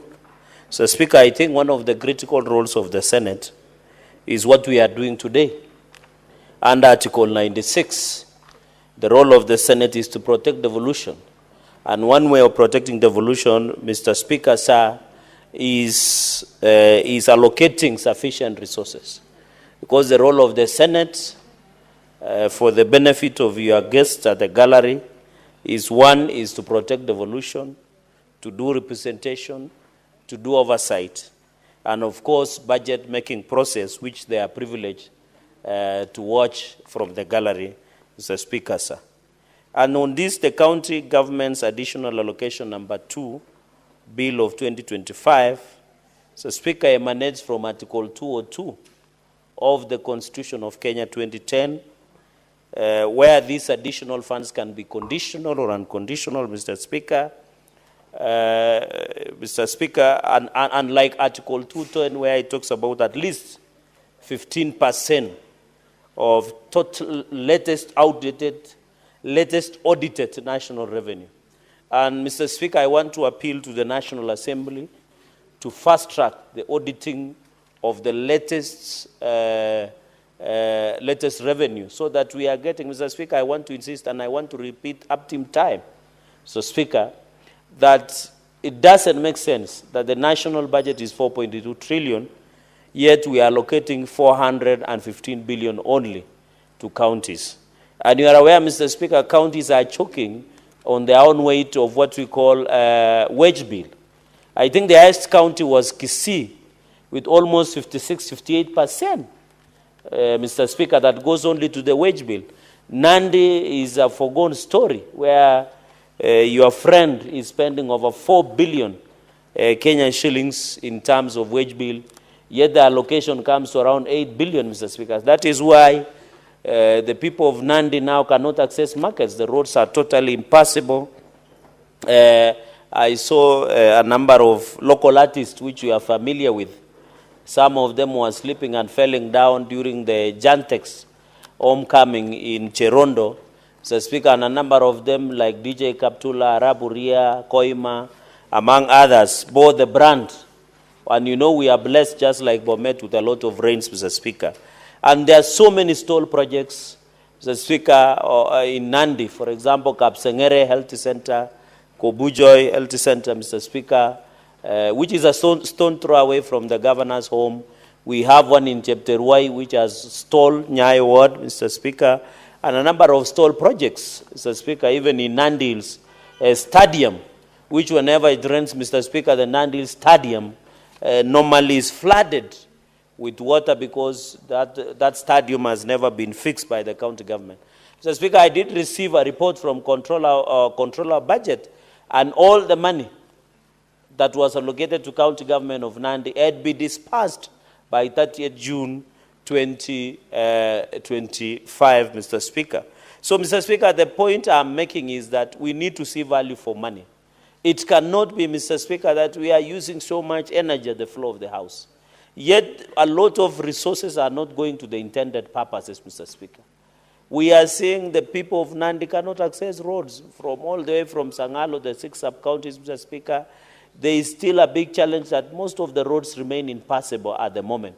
Not only national roads, but also county or what we call feeder roads, Mr. Speaker, where the standard of doing road in Nandi is there is only grading. They don't do maraming, Mr. Speaker. They don't do drainage. They don't do culverting, Mr. Speaker. And I know for the region where we experience a lot of rains, Mr. Speaker, that is affecting us. Because now when we have milk, we have tea, we have cane to deliver to the market, we can't deliver because roads remain impassable. And you remember Bomet and Nandi, we have cess that should be used to fix some of these roads, especially in Nandi sub-county, Aldai sub-county, Mr. Speaker, Aldai sub-county. Virtually the entire of Nandi is planting tea. So that continues. And this money, Mr. Speaker, before I go to the substratum of my contribution, this money is not sadaka. It's not tithe and offering to governors to use them to show the largesse of power, Mr. Speaker. Mr. Speaker, it is very embarrassing that as we speak today, Mr. Speaker, there are people who are assigned to carry governor's seat or even toilets around, Mr. Speaker, for the comfort of the governor. Yet, most of people do not access drugs, for example, in Kapsabet County Referral Hospital, or a number of dispensaries and county, even Mosoria sub-county, Mr. Speaker. Yet there is money for governors to move around, carrying their seats. I don't know whether when governors sit, that seat that belongs to the governor, I don't know whether sitting position will change, or does it have a massage, those seats that governors carry. And my governor is fond of carrying such seats around. I don't know whether it has a massage machine that massages somebody when they sit. Mr. Speaker, they carry toilets, VIP toilets around. I don't know. Yet you are carrying those things where even Wananchi or even a local ECD, like in Timobo, Mr. Speaker, do not have a functional ECD or Kapkeringan, Mr. Speaker, somewhere in sub-county. So this money is not meant to make governors look good. This money is to give county governments to perform, including county assemblies, Mr. Speaker. So the point I'm trying to make, Mr. Speaker, as the headlight is the issue also we want to challenge, Mr. Speaker. I saw a report today in one of the media stations, and I'm happy, Senator, and I'm happy to see my chair of public accounts. He has been as rare as a snowball in hell in this house, Mr. Speaker, but it's good to see me. Yes, Mr. Speaker. And even he looks radiant. Mr. Speaker, I'm happy one of the notorious litigants and the presidential candidate, Senator Okia Omtata, is in the House. And I want to inform him that there is a report that has shown that Kenyans are losing confidence with EACC in the fight against corruption in this country. Because, Mr. Speaker, as we talk today, and I say it, and I don't fear to contradict myself, Mr. Speaker, in the last session, when EACC appeared, then they had only done a conviction of 20,000 shillings, Mr. Speaker. We see largesse, Mr. Speaker, when you go to upmarket estates. So, Speaker, when you go to upmarket estates in this city, you find most of the buildings, modern homes that are being built within the renowned estates in this country, Mr. Speaker, comes from people connected to county governments, including allegedly governors, Mr. Speaker. In fact, some governors no longer stay in their home counties. They perambulate and calavent within the city, Mr. Speaker. Yet there are people, there are governors who are running, Mr. Speaker, their counties through remote control, Mr. Speaker. And I want to inform my chair of PAC, he knows those governors. I don't know whether he is exempted, Mr. Speaker. They remote control, Mr. Speaker. And these governors predominantly, Mr. Speaker, most of them come from northern part of this country, especially northeastern. Most of the governors from northern Kenya, Mr. Speaker, are remote controlling their counties from here. You remember the incident of Garissa, Mr. Speaker, when there was a breakout of fire in Masjid Market, Mr. Speaker, that almost spread to Garissa County Referral Hospital. The people who were controlling the firefighting machines don't know even how to operate, Mr. Speaker. Yet we are sending billions and billions of shillings, Mr. Speaker. Even my governor, Mr. Speaker, in the financial year of 2024-2025, he had the audacity of using a higher services of 42 million, Mr. Speaker. Yet the children of Nandi are yet to receive bursaries, Mr. Speaker. Yet it is very paradox and insult that we tax Kenyans, Mr. Speaker, but they don't see that value in the service provision. We saw what happened in Twenwek Hospital, Mr. Speaker. It is a very sad story that my governor, and this is an audit general report of 2024-2025, used 42 million whipping to do higher services. Yet in 2013, Mr. Speaker, the county government of Nandi purchased motor vehicles to be used in official functions, Mr. Speaker. And most of those vehicles that belong to Nandi County government, Mr. Speaker, are only missing a battery, service, tires. But the governor uses, if this is not abuse of government resources, then what is an abuse, Mr. Speaker? When you are using 42 million to do car services, Mr. Speaker. Yet the roads remain impassable, Mr. Speaker. So we want to appeal to the Ethics and Anti-Corruption Commission to come out, Mr. Speaker, 4 billion, which is almost 40% to 50% of the money we allocate, Mr. Speaker, that goes to Nandi. 4 billion Kenya shillings is consumed through wage bill. Mr. Speaker, and you are aware, I'm happy you are a man who is always alive in the current affairs. You remember EACC did an impromptu Ratmatas, Mr. Speaker, abracadabra, and visited Kapsabet County headquarters, took away computers, took away payroll records. Mr. Speaker, up to today, they have never even arrested a rat. Even a rat, Mr. Speaker, they have never arrested. Yet you are telling us they are serious in fighting against corruption. Yet you can tell who are the ghost workers. It is easy to trace that from Nandi County CRF account, the money went to the payroll. These are the fake, Mr. Speaker, including the people who are close to the governor with close blood consanguinity, Mr. Speaker. Yet no one has been arrested up to date, Mr. Speaker. We want to see action. And that is why my challenge to EACC today, know that Kenyans have lost trust in your fight against corruption in this country, Mr. Speaker. I met a colleagues from National Assembly, and I know colleagues are aware of the issue of national government, the constitutional amendment to entrench CDF, Mr. Speaker. And I want to say we are not, personally, I'm not interested with Senate Oversight Fund. I want the capacity and ability and functionality of the Senate be broadened, including veto of bills, Mr. Speaker. And they were telling us, no, you know, CDF is working more effectively than county government funds because you have allowed governors to misuse funds, Mr. Speaker. And they say before you kill a dog, you must give it a bad name. And that is why, Mr. Speaker, we are having a challenge because we are now the issue, and I know my chair of PAC is in the House, including the vice chair of PIC.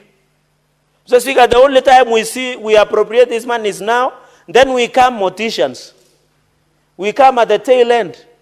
There is a weak link in terms of accountability of these resources. And that is why I come where MCAs must, because they are the ones who will go in Bomet County Assembly, led by Speaker Cosmas Korir, will appropriate, Mr. Speaker, MCAs in Migori, MCAs in Mutembei, MCAs in Busia. I don't know whether the presidential candidate still goes to Busia, because the last time he went there, he came home. He came back to Nairobi under the rain of stones. And I don't know, Mr. Speaker, you know, I think in this country, Mr. Speaker, we need to, when you declare your interest to run for presidency, your security detail should be enhanced, because that is what happens in the Western world, Mr. Speaker. So those MCAs, Mr. Speaker, they must sit down and appropriate, because the moment Vice Chair of PIC and Chair of Roads and Transport, this gentleman, Senator Kishero, must be very powerful in this session, because he's the Vice Chair of PIC and he's also the Chair of Roads and Transport. He's doing a good job, Mr. Speaker. The only time PIC will come and see is when they are doing motions. My chair, Senator Moses Kajwang, one of the ranking members, Mr. Speaker, and in fact, in future going, the way the senators of United States of America, when you are ranking, I think Senator Kajwang should be, the E-seat should be marked ranking member, Mr. Speaker. He knows the only time we come and interact with the issues of Nandi is when we are doing a post-mortem. We are now morticians.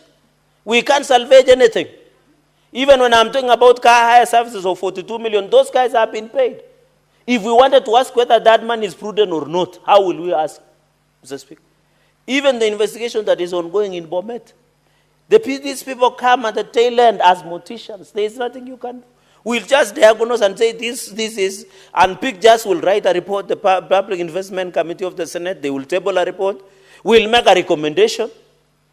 EACC will look at our recommendation as if it is a love letter recommendation. They'll just look at it as it's a flowers we are giving to them. They will ignore. And that is why I want to appeal to Kenyans, Mr. Speaker, the sad reality. And Kenyans must accept this. The much Parliament can do is to recommend. You know, whenever I walk, I was in Kapchepsir, I was in Aldai, I was in Mosop over the last weekend, Mr. Speaker. You meet one inch and they are telling you, Senator, the money has been lost, we don't see roads. But the only thing we can do is only to recommend. Unless Kenyans will go to the Constitution and amend and give powers, Senate to arrest and prosecute and detain.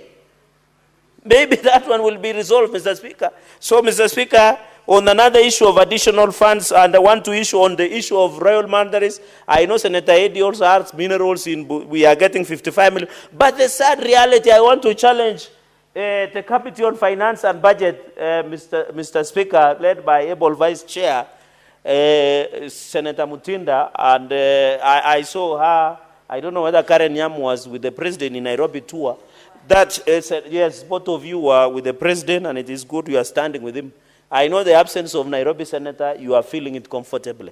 Mr. Speaker, it cannot be that up to now, 15 billion Kenya shillings of mineral royalties has not been released to Migori or Nandi. I think you need to tell Mbadi, one of the experts that was given, to pay this 15 billion. Because your people, Eddie, and my people are suffering because of not receiving. Yesterday we were discussing on issue of equalization funds. 46.5 billion is yet to be released. Mr. Speaker, are we serious? Then we want services to be provided, Mr. Speaker. Therefore, even in Chemeli, Chemase, we have Kerebe gold mine, Mr. Speaker. We need to see value in even Kapsa House, Mr. Speaker. We need to see value. Mr. Speaker, on the issue of intern doctors, that one has been resolved. I am happy. And CHV community health promoters, it must be seen, Mr. Speaker. On the issue of flogger, I wanted to make a final comment, Mr. Speaker, because in the interest of time. Mr. Speaker, in conclusion, I want to appeal because Nandi is going to get 480.8 million through additional funds, Mr. Speaker. Nandi is going, but I want to agree with the majority leader. World Bank is now a conduit of corruption. Mr. Speaker, when the first Kenya Urban Support Program and Kenya Devolution Program came to now, I wrote so many letters to World Bank to demand accountability and projects being done in Nandi. They never responded. They imagine I was sending them compliments, Mr. Speaker. I want to challenge finance and budget and PAC to call this World Bank and other donor, they must be accountable. They are busy lecturing us about democracy, accountability. Yet when you today write about Kenya Urban Support Program or Kenya Devolution Program about Migori County Government, Eddie, try right today. World Bank will never even acknowledge your receipt of your letter. They will never tell you what is happening in Bomet. And they have specific contractors. That is why my people, Mosoria Township, were demonstrating, Mr. Speaker. And we have tried to engage World Bank, Mr. Speaker. Why are World Bank operating in secrecy? Like they are night runners, Mr. Speaker. Or they are processing witchcraft and sorcery, Mr. Speaker. World Bank and other donors who give us grants and loans, Senator Eddy, Senator Kajwang, Senator Mutinda, they must appear before Senate and tell us what they are doing in Nairobi. Why do they want to operate above the law? And this money is not a funeral money or muchango. It is money that we must pay back. Mr. Speaker, I want to request you, after you leave here, you are one of the senior lawyers in this country, try and write to World Bank and request them and even other donors what is happening in Bomet. They will never respond because they are now conduit of corruption. And that is why I agree with Donald Trump when he disbanded USAID. Because they cannot, that they don't want to account to anybody. They want to live in upcoming. Mr. Speaker, can you believe they even do what we call training and sensitization? 20% of the money, they are taking it to Fochai and Mandazi as they are training community patrons, Mr. Speaker. We must be told. I want to challenge Finance and Budget Committee and Public Accounts to come out strongly on this matter. With those many remarks, Mr. Speaker, I support and I thank you. Senator Eddie Okech.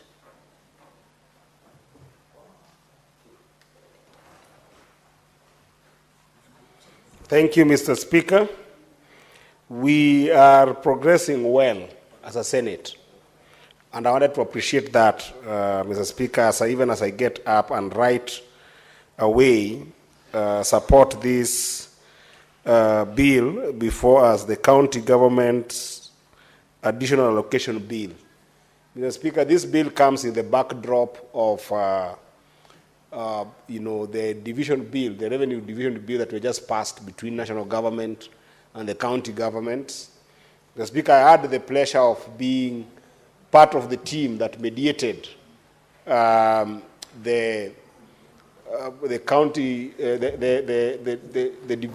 revenue division bill that we passed through the vertical share between national government and the county government.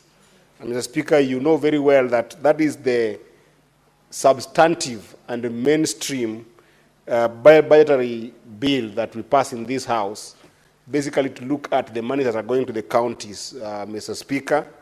And from that bill alone, we managed as a House to push initially the county government had been proposed to get on that bill 387 last year, which is what they got, and the national government had proposed to give them 405 billion, which we managed as a House to push to 415 billion as a mainstay legislation that gives counties money.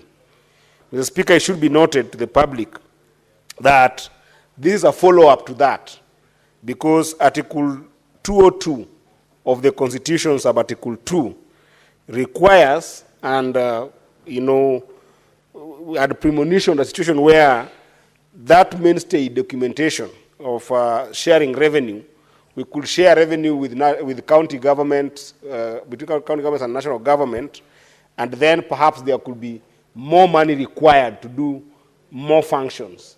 And Mr. Speaker, you know these functions could be affected by in two ways.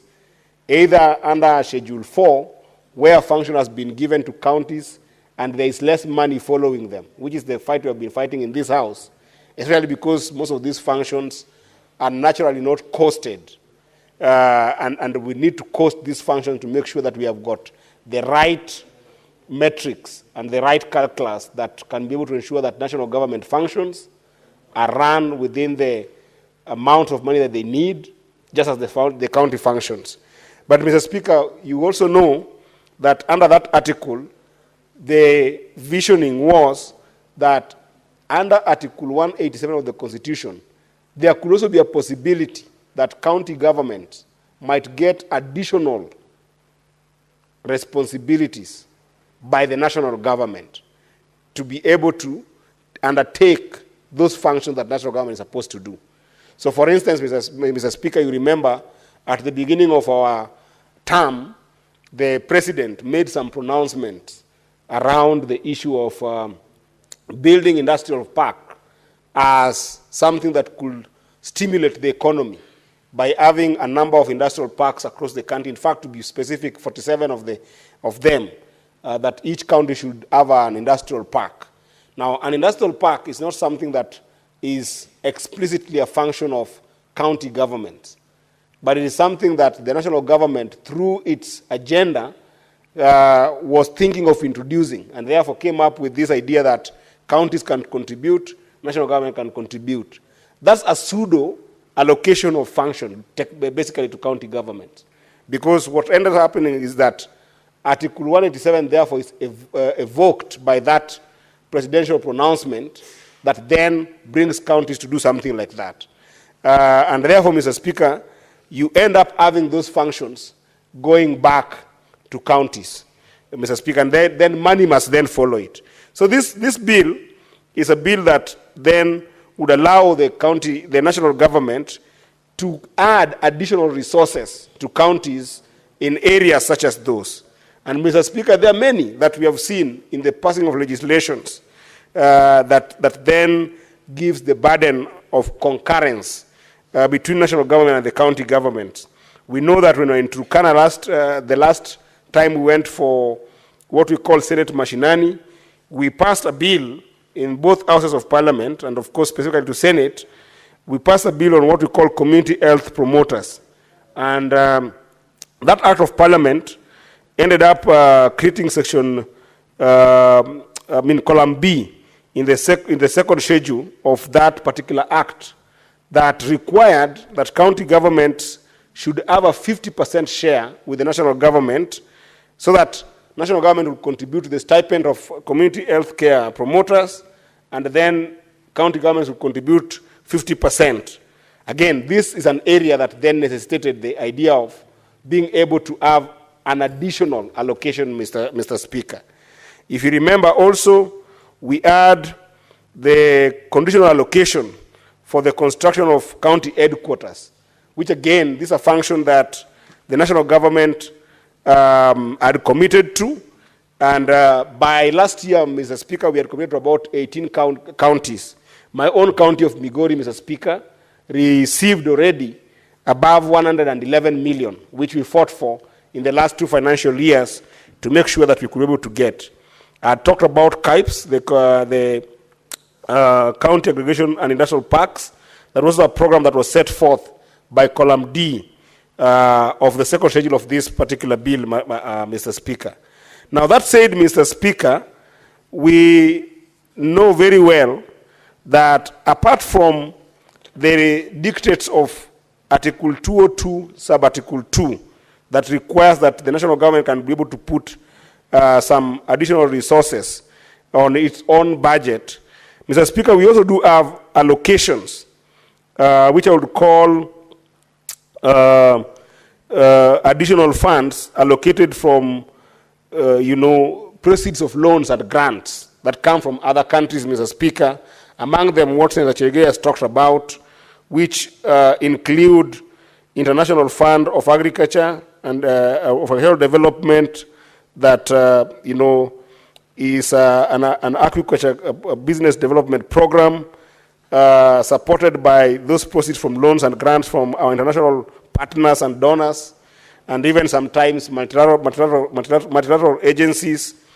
We have those that sometimes come from World Bank.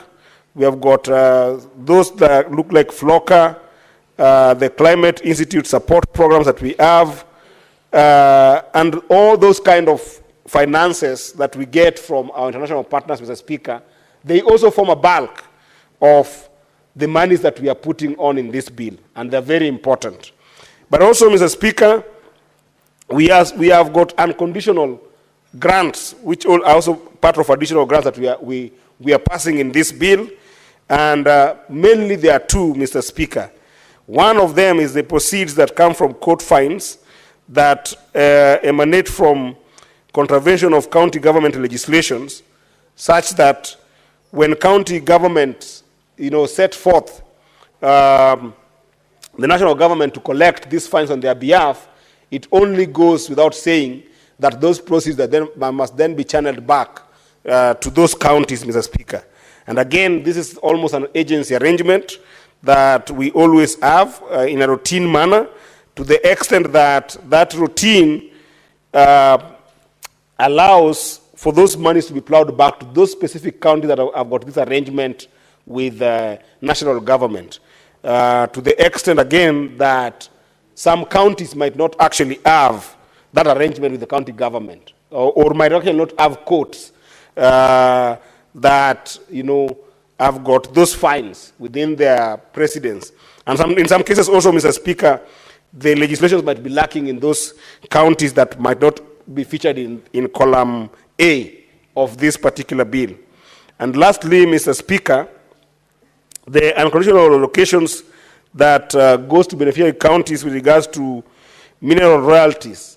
And again, this is an arrangement that is well stipulated under Section 183 of the Mining Act, read together with the regulations that were established and are very articulated in column B of this first schedule here, Mr. Speaker. And again, those royalties, Mr. Speaker, we know that there is 3 categories. There is those that are supposed to remain in the community. There is 20%, which is what is in this bill, that's supposed to go to the county government. And then there is 70% that's supposed to go to the national government, Mr. Speaker.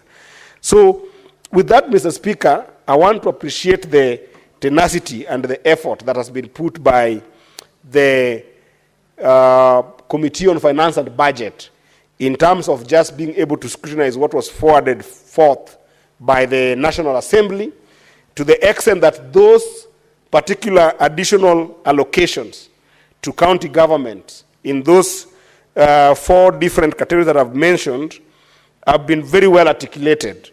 And Mr. Speaker, this is one of those efforts that is fundamental duty of this Senate in terms of just making sure that counties do get enough and adequate resources to be able to conduct their functions, to be able to provide services and, opportunities to our people at the county levels. In fact, Mr. Speaker, by passing this bill, Mr. Speaker, in this House today, or should it happen next week, if the debates today will not allow for division, Mr. Speaker, in Migori alone, we will be unlocking a lot of money to Migori County.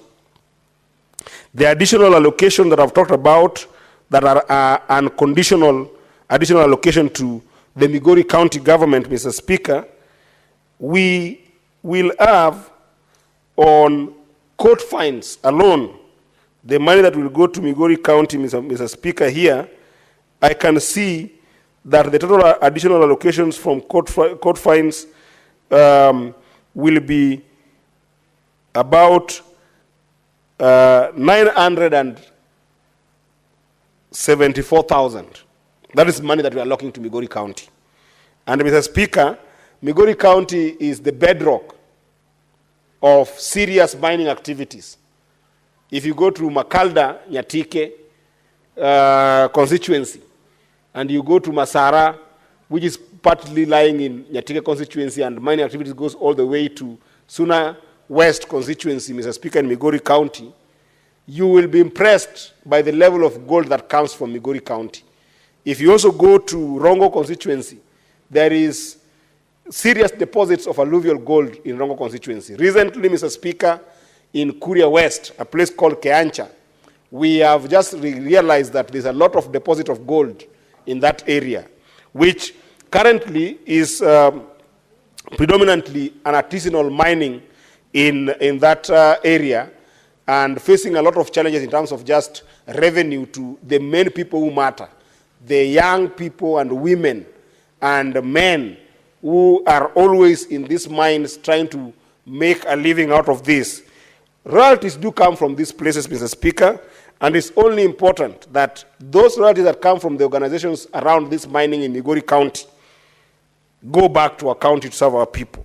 And in this bill that we are passing today here, it will interest the people of Migori to know that under those additional allocations for unconditional additional allocations for minerals, 20% that will go to Migori County is a whooping 3.125 million that will go to Migori County. And this is very important to announce the people of Migori, because we as people from Migori must and will always have a way to benefit from these mineral royalties. So that, Mr. Speaker, the total amount that we are sending in terms of unconditional allocation, addition to what we had given Migori County in the main vertical share revenue of about 9 billion, is another 3.6 million on unconditional additional allocations that constitute court fines and constitute mineral royalties alone. Mr. Speaker, further to that, it will be important that the people of Migori also take notice that apart from court fines and the issue of mineral royalties, there is conditional additional allocation from national government share that has to go to Migori County, which I hope that the county government will use prudently. These monies, one of them, it goes towards the arrears of county health care workers. This was a big issue, Mr. Speaker, that made me for the first time since I came to this house, I was thrown out of Senate when I was fighting for health care workers. And I was very, very categorical that there is no way national government will take the payroll of health care workers to county government and not follow it with adequate resources to make them perform their functions. It is here today that in Migori County, we are sending 27 million to go and pay county health care workers in Migori County through this bill. So it is important that people of Migori County take note that the effort for fighting for health care workers was not in vain, because in this bill, if we pass it as is, Migori County will get 27,687,815 shillings. I think that is very important. We also have community health promoters who have been crying in Migori County that they haven't gotten money.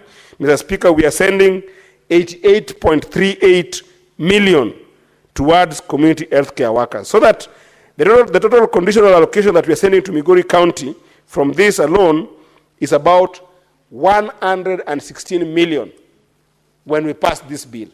It's very important, and I would encourage senators to also look into their respective counties. I know Senator Kajwang is in the House.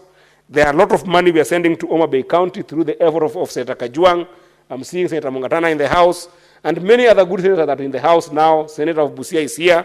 We are sending serious additional money to counties through passing this bill. And that's an effort that is the most critical effort that we are having in this House, sending money to counties.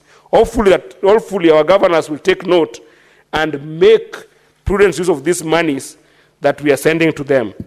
Mr. Speaker, it is also important to note that we are sending further 292 million to Migori County for a variety of functions that are in the category that I talked about, loans and grants from World Bank to do specific programs. For instance, there is a program here that we are sending money for Migori called the Aquaculture Business Development Project. Migori County falls under Blue Economy, which was a place that the President, the former Prime Minister Raila Odinga, and the Minister for Blue Economy spent time just before Madaraka Day, Mr. Speaker, trying to pump money in that economy, that blue economy.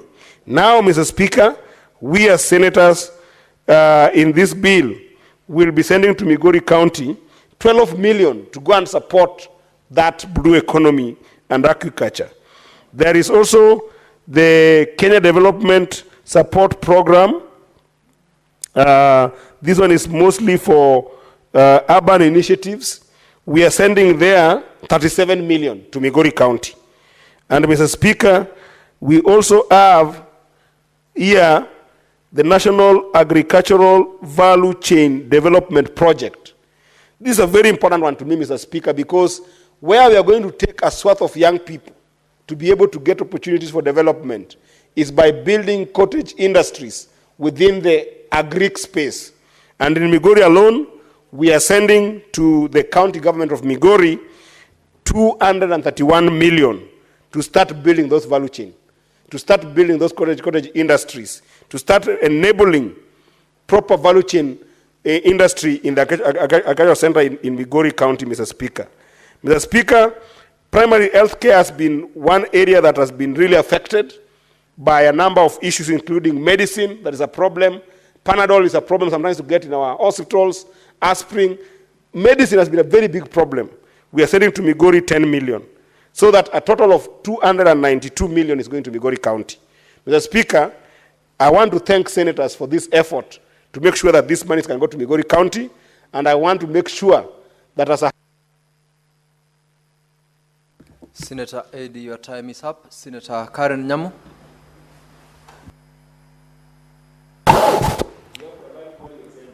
Thank you. Thank you, Mr. Speaker. I rise to support the County Government Additional Allocation Bill 2025, which seeks to operationalize the transfer of additional resources to counties in line with our allocation of funds bill and our devolved structures. Mr. Speaker, Nairobi bears a unique urban burden. It is a seat of power. We house national institutions, we house foreign missions, and also a huge population, which what we receive is still not proportional to the demands, Mr. Speaker. And I will not tire, and I will not stop saying, as long as I am in this house, that Nairobi needs ring-fenced funds to deal with our sanitation, our drainage, our water, roads, Mr. Speaker, our infrastructure, because of the uniqueness of our city, whereby we have extreme poverty and we have extreme wealth on the other hand. We need special funds to deal with our informal settlements pressure that we have. Mr. Speaker, our health facilities are under immense pressure. Pumwani Hospital, Mbagathi, Mama Lucy, they're under immense pressure. And we know these hospitals don't serve only Nairobians. They serve millions of residents from other counties. I'm sure we know a relative or two who comes occasionally or periodically to Nairobi just to come and use our facilities from other counties, Mr. Speaker. I want to address the issue of delayed funds, these funds in previous cycles. We need to address the issue of timely disbursements, because counties cannot plan themselves on unpredictable cash flow, Mr. Speaker. Otherwise, this is a good piece of legislation, and if well implemented, it's going to strengthen our counties, and let us continue to guard the spirit of Article 174 of our Constitution, that deals with these issues. Thank you, Mr. Speaker. Now, honorable members, there seem to be no more senators who are keen on contributing to this motion. Senator Kajwang, you're not on.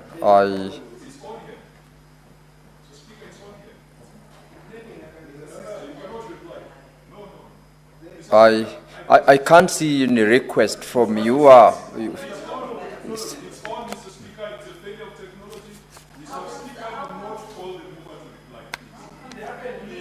Very well, Senator Tabitha Mutinda, resume your seat.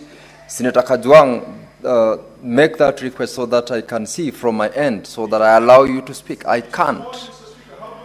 Clerk, give him the mic.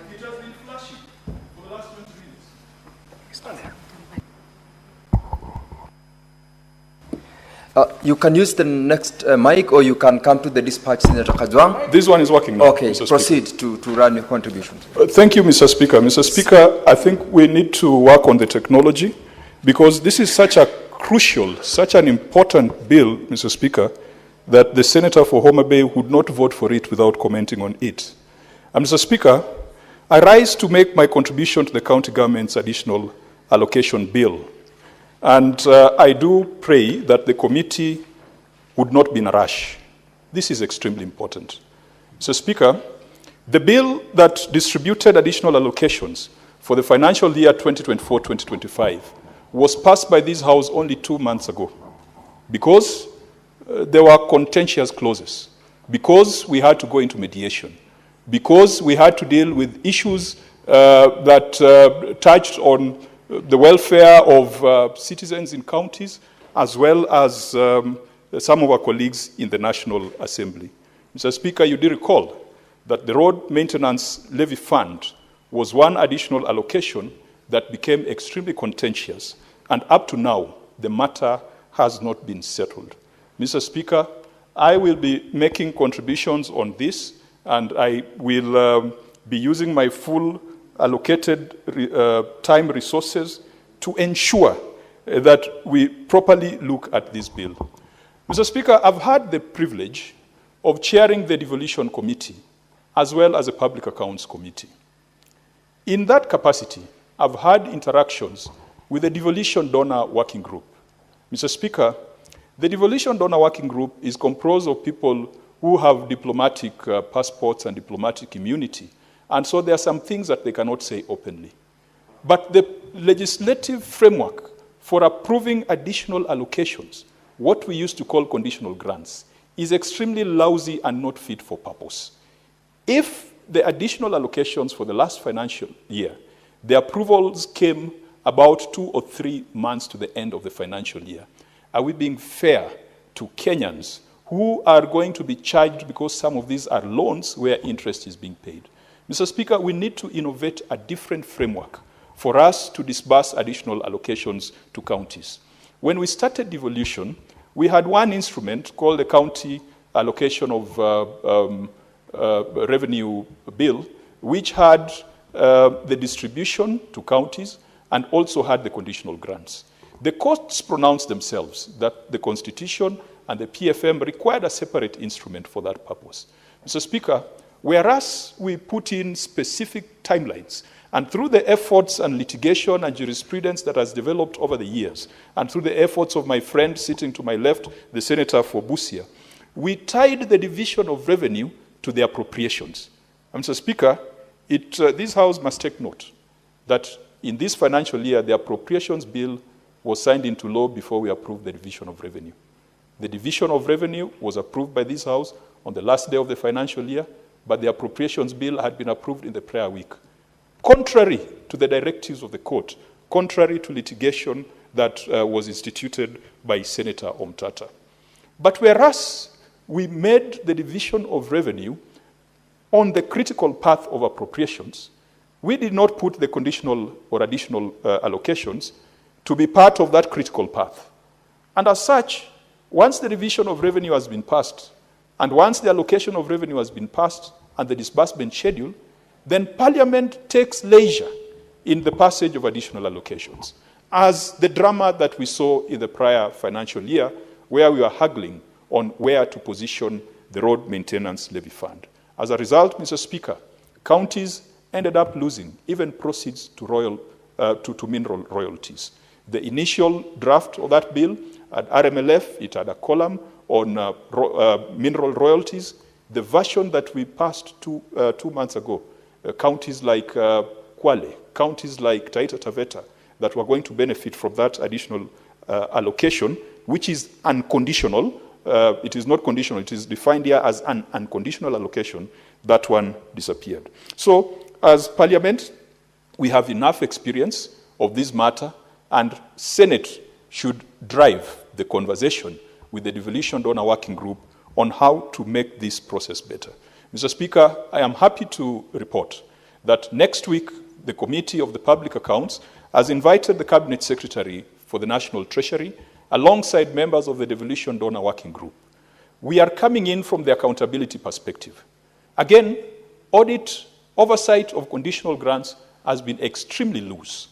This is because some of these grants, they are conditional. They are national government allocation to county governments to do specific purposes. Now, then comes the confusion on who is the accounting officer.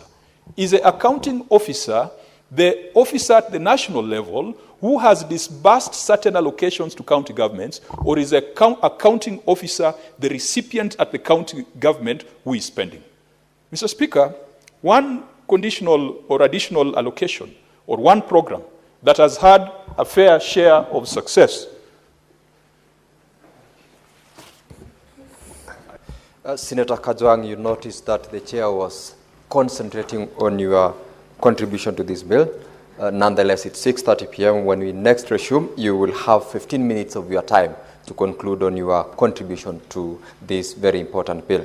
Now, Honorable Senators, it's now 6:30 p.m., time to adjourn the Senate. The Senate, therefore, stands adjourned until Tuesday, the 22nd of July, 2025 at 2:30 p.m.